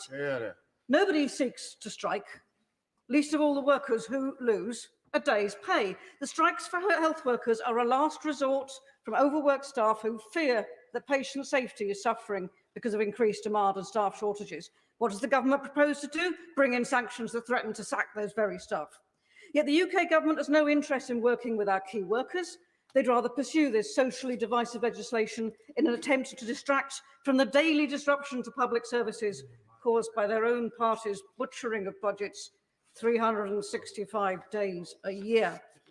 Perhaps the Minister can clarify whether this legislation will cause further disruption to businesses by undermining commitments made in the Trade and Cooperation Agreement to protect and promote social dialogue on labour matters among workers and employers, not to reduce that legislation, but to build upon it. That is not what we are talking about today. And it's becoming increasingly clear that our rights are not safe under Westminster control. First, our democratic right to protest, now our democratic right to strike, and next, a bonfire of the protections hard won when workers were protected by membership of the EU. Of course, the UK's government disregard for Welsh workers comes as no surprise. Last summer, they announced their intention to scrap the Trade Union Wales Act, a law passed by our Senedd to protect workers in Wales. The only way to give Wales the power to protect workers' rights for good from relentless Westminster attacks is to devolve employment law to Wales, as is already the case, and well before devolution took place in the late 90s in Northern Ireland. And I urge the Labour Party to drop their opposition to this policy and support workers in Wales and Scotland as a matter of urgency.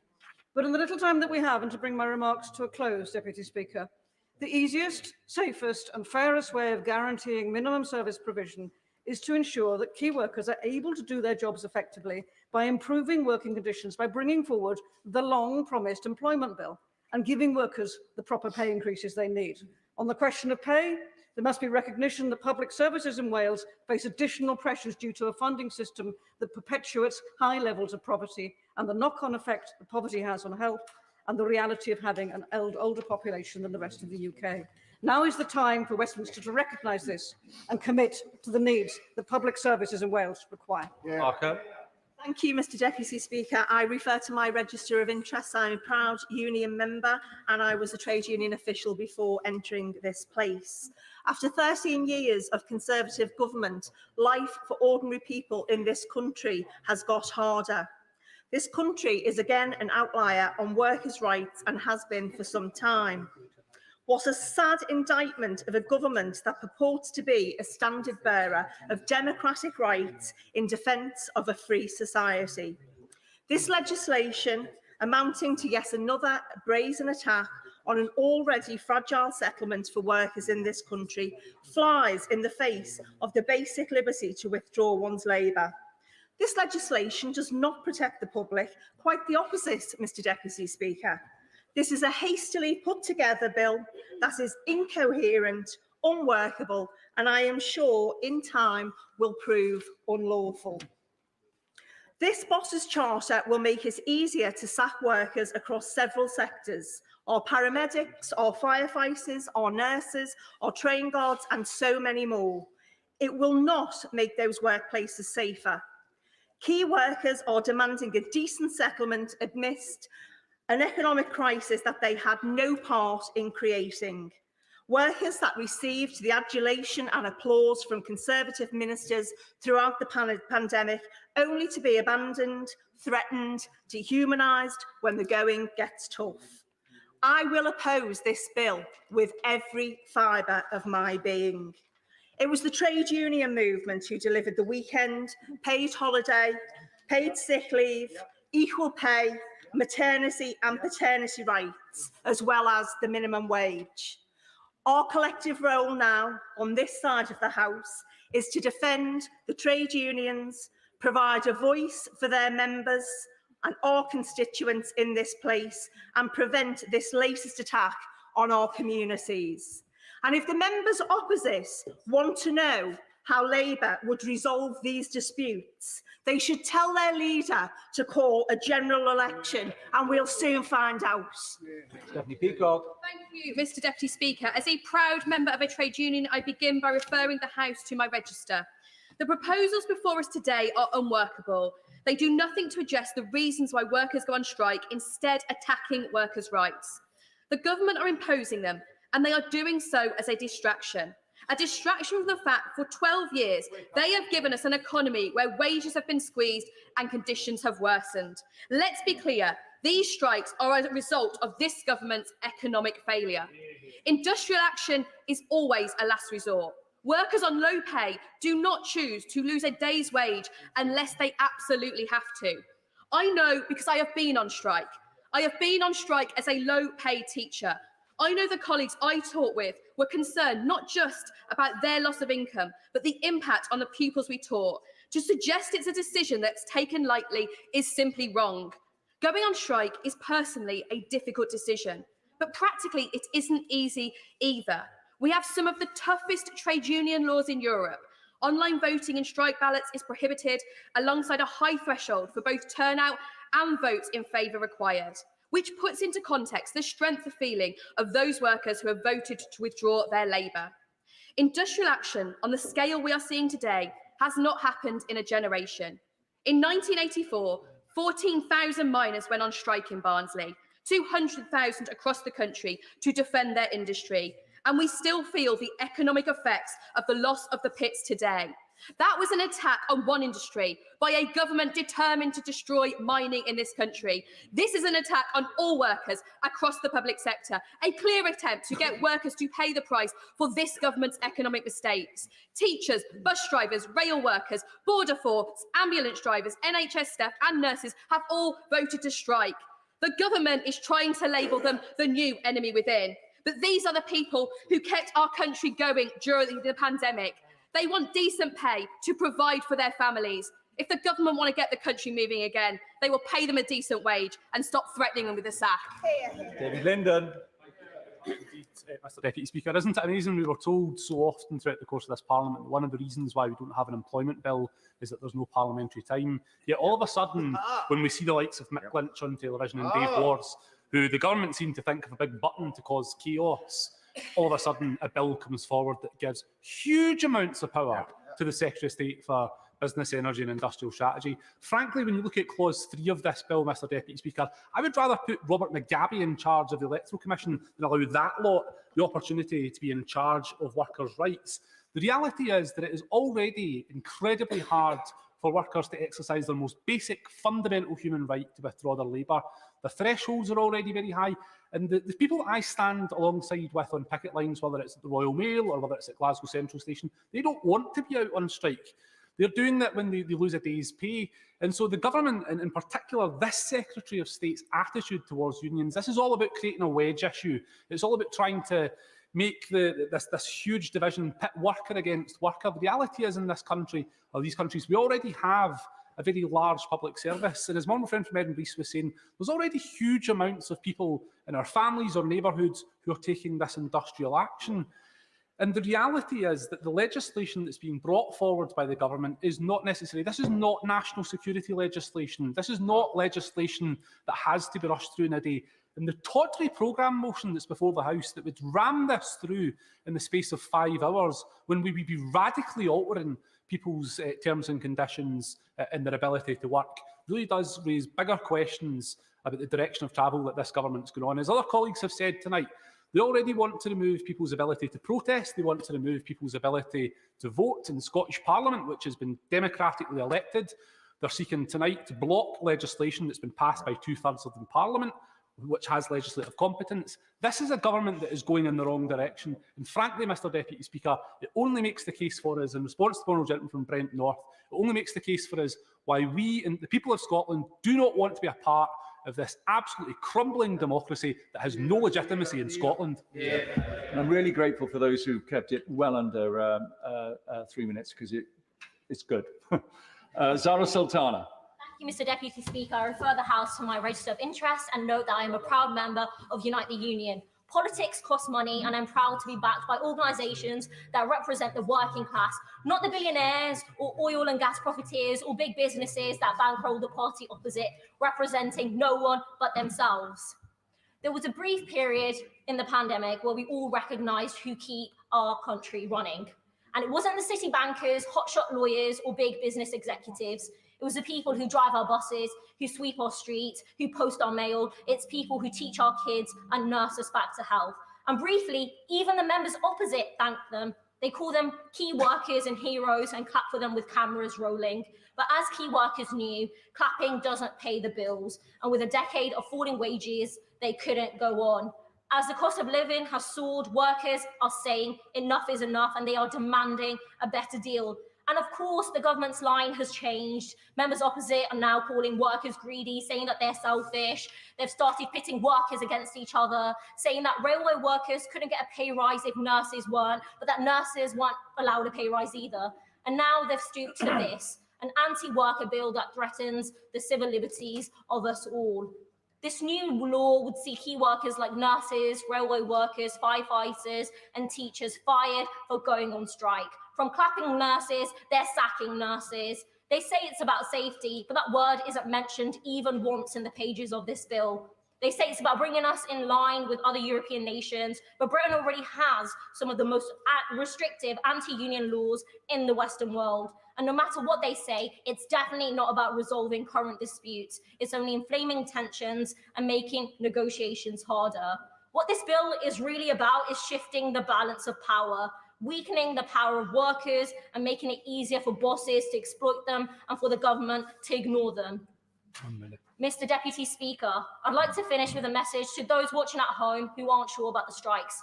If your pay is too low and your bills are too high, if you're struggling to make ends meet, if you can't get a doctor's appointment, you're not alone. But the problem isn't striking workers. Your problem isn't migrants, refugees, or trans people either, or whoever the right-wing press is scapegoating today. Your problem is this Tory government and their 13 years of disastrous rule and the rigged economy that they've built. Because alongside record numbers of food banks, Britain has a record number of billionaires, record profits for big business, and record wealth for the top 1%. So let's bring together everyone who's had enough, and from the picket line to Parliament, let's fight for a better deal. Oh dear, Webb. I rise to speak as a proud trade unionist since the age of 16, and I'll be so till the very end. This government does not care about patients, passengers, parents, or the public, because that is not what their minimum service level bill is about. The bill is a shameful attack on the democratic right to strike. At just 6 pages, the bill does not even set out the boundaries of what is permissible. This, they say, will be decided later by the Secretary of State through regulation and not by Parliament, giving the government the power without scrutiny to also shockingly override legislation made in the devolved Scottish Parliaments and the Senate. This is not democracy. This is government by diktat. It's authoritarianism writ large. The bill gives government the power to deny workers their right to strike, their fundamental basic human right, allowing employers to bring injunctions to prevent strikes, sue unions, and sack employees across the public sector, including the NHS, transport, fire and rescue and education, undermining workers' rights to a fair wage and improved terms and conditions. Strikes are a symptom, not the cause. Workers are being dragged into poverty and having to resort to strike action to make their voices heard. And this government is trying to break them. From voter suppression to the attack on our right to protest, through to this anti-strike bill, the government intends to crush workers' basic freedoms, and yet we live in a democratic society. Strike action is the tool of last resort and the best negotiating power workers have against unscrupulous and callous employers. The bill seeks to erode the rights of trade unions to organise and drive fear through the very soul of workers who could lose their protection from dismissal as a result of this bill.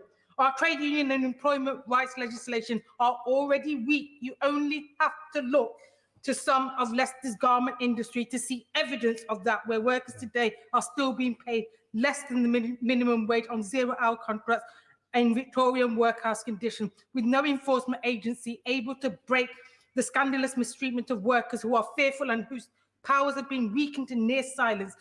In today's Britain, not a single garment factory in Leicester will recognise a trade union. In the same way, this bill seeks obedience at the will of the state. It allows for the punishment of unions and workers who do not comply with the so-called work notice. The bill is not about providing a basic level of service to the public. It's about breaking the growth of the trade union movement. The right to strike will be controlled by the state and only permissible on government terms. To resist means to be liable to huge penalties under this bill. This bill is a threat to our basic rights. It's draconian, dehumanising and bullying. It's class war. And for the sake of our hard-won freedoms, we must stand firm. Sam Tarry. Thank you, Mr. Deputy Speaker. I proudly draw the House attention to Register of Interests. Mr. Deputy Speaker, in our country's history of progress, it should record in this House, it was the trade unions that ended child labour. It was the trade unions that made workplaces safer, gave us holidays, maternity and paternity pay, paid sick leave, equal pay legislation, pensions, workplace anti-discrimination laws, and even the weekend. And despite this, the government would do well to remember that trade unions made an immensely positive contribution to society. A strong trade union movement is a cornerstone of any healthy, functioning democracy, and indeed a more equal, fair and prosperous society. But the good news is that trade union membership is on the rise, a net increase of 200,000 new members over the past 2 years, and online inquiries to the TUC surging by 700% over this summer. Organised labour, Mr. Deputy Speaker, is back and it's going absolutely nowhere. Leaked emails from this government have shockingly shown that ministers are deliberating on an outright ban on trade union membership, strike action, and even introducing further restrictions on the democratic right to withdraw labour. And I ask this House, why might be this? Striking workers have won for themselves double-digit pay rises across various sectors, from bus drivers to BT engineers, as well as better conditions and an end to outsourcing, whilst support for strike action is at an all-time high with the public. There are many, many trade union leaders who have more popularity than any government minister right now in 2023. We've seen, Mr Deputy Speaker, that the government's own impact assessment on this bill has said that this could mean more action is taken more frequently as a way to pressure employers. And in rail, this legislation seems particularly short-sighted and even at odds with what many train operating companies have actually wanted. What happens when 100% of passengers try to get 40% minimum service level trains, as Mick Whelan from the ASLEF said? Ultimately, this bill will do nothing to help resolve disputes or support good industrial relations. In fact, it will do absolutely the opposite. In the short time I have remaining, I'll focus on one thing. From last week, the Secretary of State told me that the ILO had common practice in authorising minimum service levels, but neglected to mention, however, that the ILO imposes restraints on the circumstances in which such powers can be used, the antithesis of the blank cheque this bill will give him and other ministers. This government's attempts to draw comparisons with minimum service levels in Europe wholly ignore the broader context of industrial relations across the continent, where they have far higher levels of collective bargaining agreements. In fact, what I would say is that these proposals are more akin to the practice used in countries like Singapore and Turkey, when strikes can be undermined at the whim of a government. It's totally disingenuous to suggest otherwise. This legislation gives employers, ministers, extraordinary powers. Firefighters, nurses, teachers, and the same key workers governments praise will find them liable to be prohibited from striking. It is unnecessary. We shouldn't be back to the days There's of half an hour before the wind-up start, and there's more than 10 people, so do the maths. Please come within the 3 minutes in order to get everybody in. Chris Stevens. Thank you, Mr Deputy Speaker. I refer to my register of interest. My position as chair is a PCS Parliamentary Group. My membership of Unison, Glasgow City branch.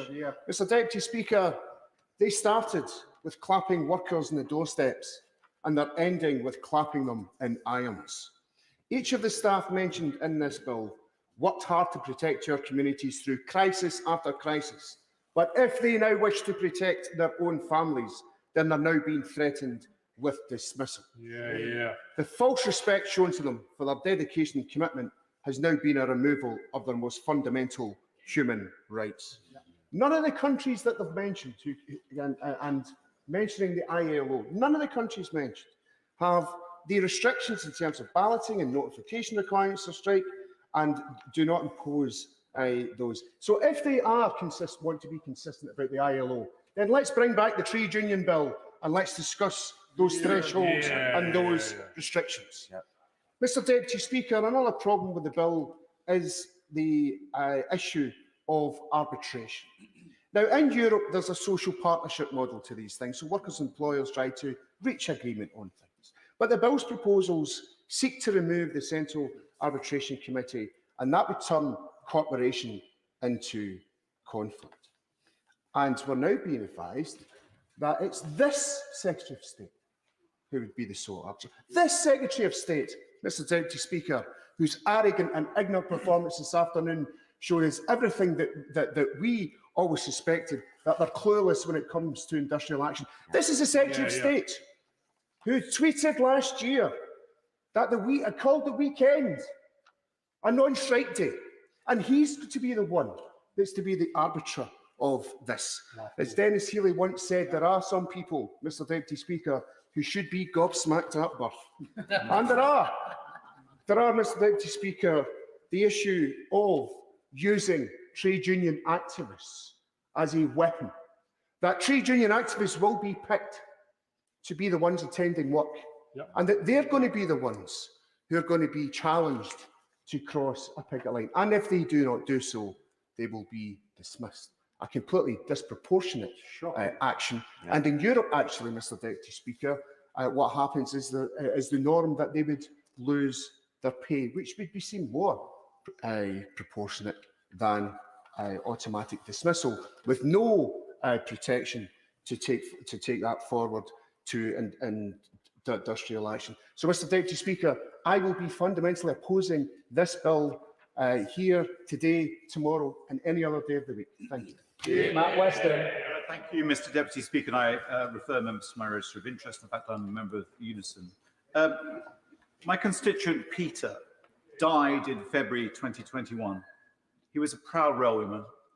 He lived in Leamington. He died of COVID. He worked on the front line through the pandemic. I saw him every week. Like many of the public, I was only able to get to this place or to a place of work because of people like Peter, like Charlotte, like Joe, Nick, and others.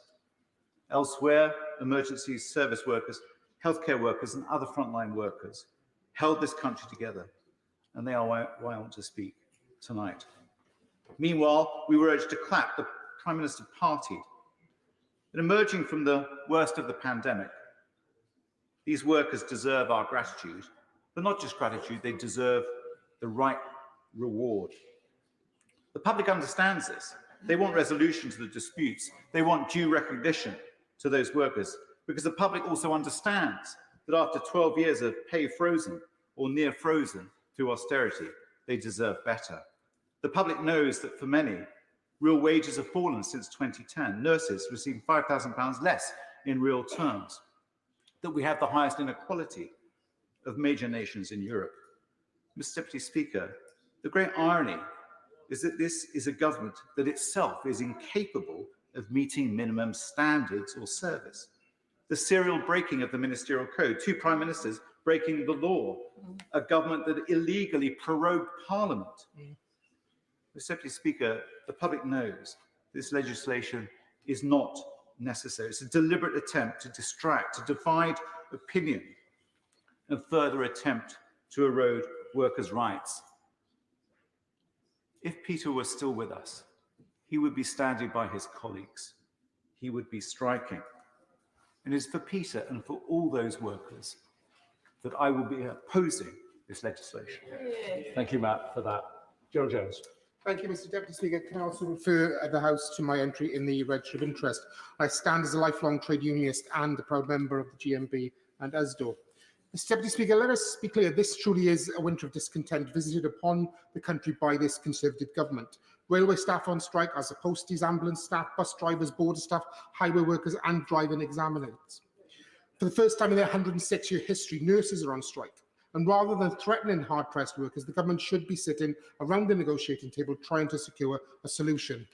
I support the trade unions and colleagues at the TUC who work tirelessly, day in, day out, to make life better for working people. This bill is a mark of this government's failure. They have failed to engage in effective negotiation, and now they think that they can legislate their way out of the mess they've created. This clearly is about trying to divert attention. The government know that the bill before us tonight is unworkable and impractical. The Transport Secretary admits it won't work. The Education Secretary doesn't want it. The bill represents one of the most restrictive and interventionist attacks on the right to strike witnessed in generations, and the government's proposals are simply unworkable and undemocratic. It's clear that the bill isn't about public safety. As we've heard time and time again, the bill doesn't mention safety once. We all want minimum standards of service and staffing in the NHS and on our railways, but ministers are failing to provide it at all with their abdication of responsibility. It is well known that the collective bargaining is widely recognised as the most effective routes for delivering sustainable pay increases, tackling inequality at work and promoting investment in skills, training and productivity. So rather than adopt the worst practices from other countries, the government should commit to improving workers' rights, put an end to exploitative fire and rehire tactics and promote collective bargaining. I'm proud as a Labour Member of Parliament to be working alongside our trade unions to secure a Labour government who would put a new deal for working people and to oppose any attempt by this government to undermine trade unions or workers' rights. A new Labour government would repeal these measures, sign an employment bill into law within the first 100 days. In Power will end the Tory strikes chaos with a new partnership of cooperation between trade unions, employers and government, meaning issues are resolved before strikes. Workers in Britain know that Labour is on their side, so let's have the general election and let's have it now. I will oppose this bill tonight. Nick Whitley. Thank you, Mr Deputy Speaker. And I begin by joining many of my honourable friends in declaring an interest in the financing register. I'm proud to be a member of Unite the Union, and I spent more than 54 years of my life in the Labour movement. fighting works both on the shop floor as a steward and convener and across the northwest of England as a Unite Regional Secretary. The Business Secretary has sought to assure honourable members that this government will always defend workers' ability to withdraw their labour. I can only conclude, in his rush to steamroll this bill through the Commons, he's neglected to read it for himself, because this bill sets out to do the direct opposite, to deny working people of their democratic rights to engage in lawful and legitimate strike action. Last week, I warned this government is attempting to achieve through legislation what has been unable to secure in negotiations with trade unions. But the Secretary of State is gravely mistaken if he believes that this bill will put an end to the wave of industrial action we're now witnessing. This is not a recipe for harmonious workplace relations. It's the exact opposite.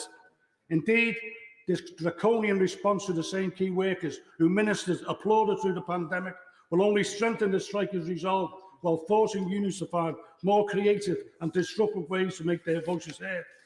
The Business Secretary must also understand that the labour movement is prepared to fight these proposals all the way, in this House and through to the other place, through the courts and in workplaces all over the country.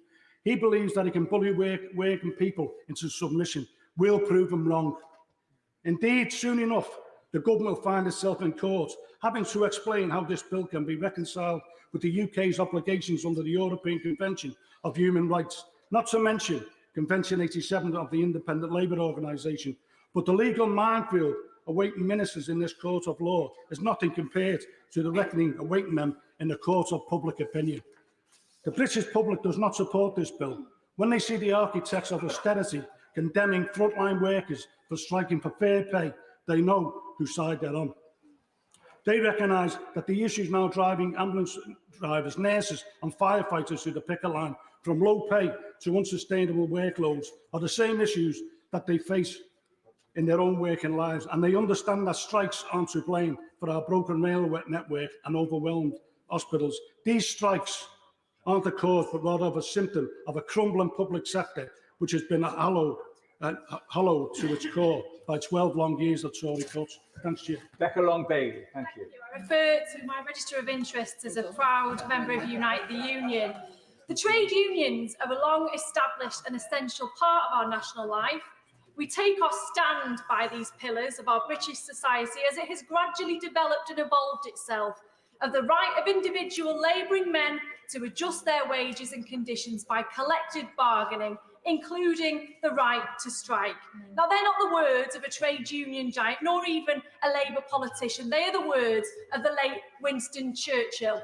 But today, his own party intends to unashamedly deny workers those very fundamental rights he believed in, with a bill that threatens key workers with the sack for simply exercising their right to raise the alarm on low pay, erosion of terms and conditions, and grave concerns over the safety and future of their sectors.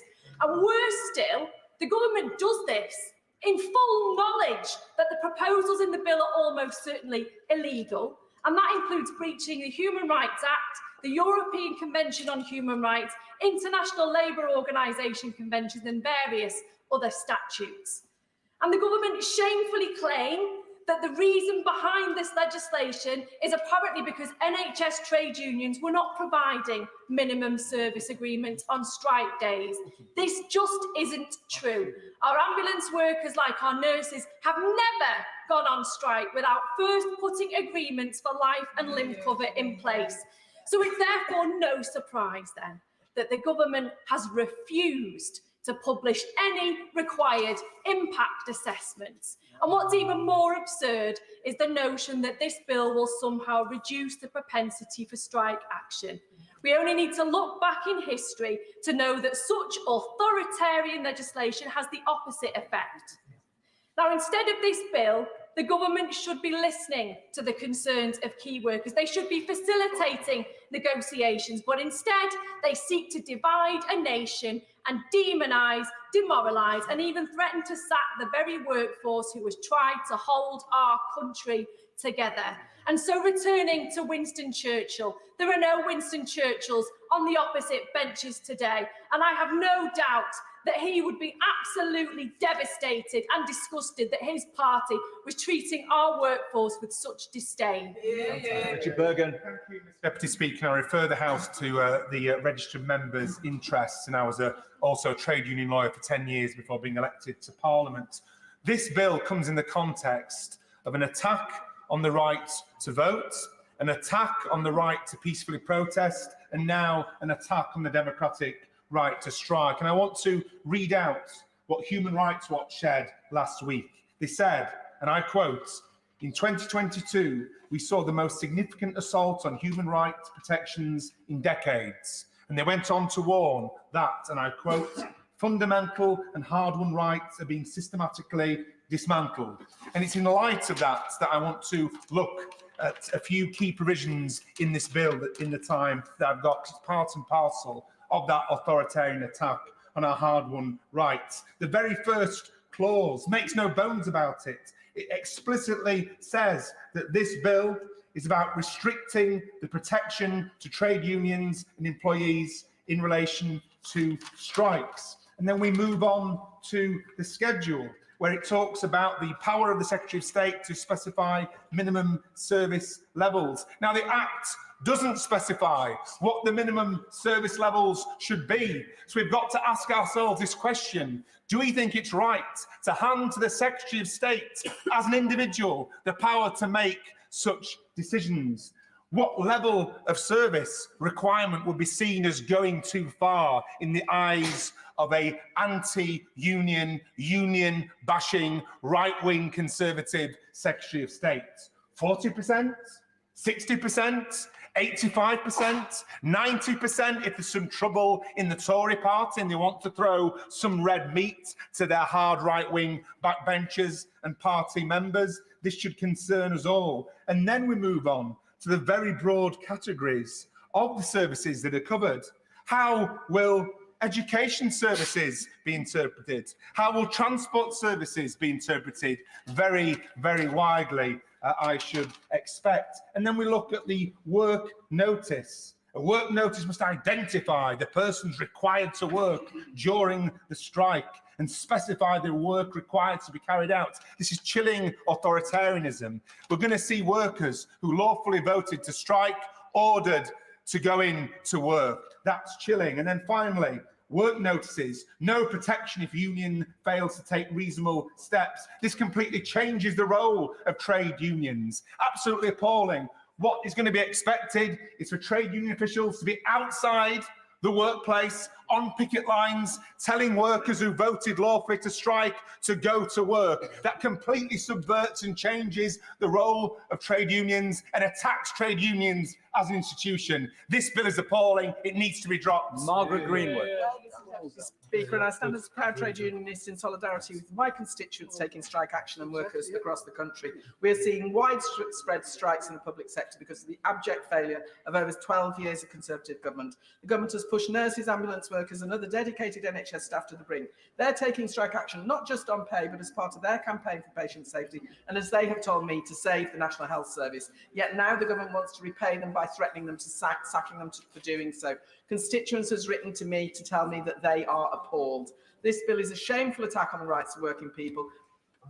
Richard Arthurs, head of trade union law at Thompson Solicitors, has said the introduction of minimum safety levels does not comply with the United Kingdom's legal obligations under Convention number 87 of the International Labour Organization on Freedom of Association and Protection of the Right to Organise, and Article 11 of the European Convention on Human Rights. He is one of many who expect there to be legal challenges to this bill. Last October, the government published the Transport Strikes Bill, allowing minimum service levels to be introduced during strikes in certain transport services. It seems that this bill has now been superseded by the one that we're debating today. In the European Convention of Human Rights memorandum that accompanied that bill, the government set out why minimum service requirements would not apply to other sectors. So just a few months ago, they were clear that important factors already existed in other sectors to mitigate the impacts of industrial action in those sectors on wider society. In health, it pointed to the fact that unions include guidance to their members on their approach to life and limb arrangements. So why have ministers changed their minds? Now they are saying that they are introducing this legislation to ensure that striking workers don't put the public's lives at risk. That is an insult to workers who kept the country running during the COVID-19 pandemic, putting themselves at considerable risk. And in particular, it is an insult to nursing unions and representative bodies who worked hard to ensure that there would be cover for urgent cases during their strike. As the TUC points out, this bill is the government's latest attack on the right to strike, and I will be voting against it this evening. Yes, Beth Winter. Thank you. I make reference to my entry in the register as a proud former employee of UCO, and I'm also a proud member of Unite. Mr Deputy Speaker, this bill exposes this Tory government's contempt and disregard for working people whose difficulties have been caused by them. Its purpose is to dismantle the trade union movement and workers' rights and entrusts yet greater powers to the government. It is authoritarian and an affront to democracy. It does not establish minimum service levels for strikes. These will follow in regulations deprived of the proper scrutiny afforded to primary legislation. And it doesn't ensure the safety of the public in times of industrial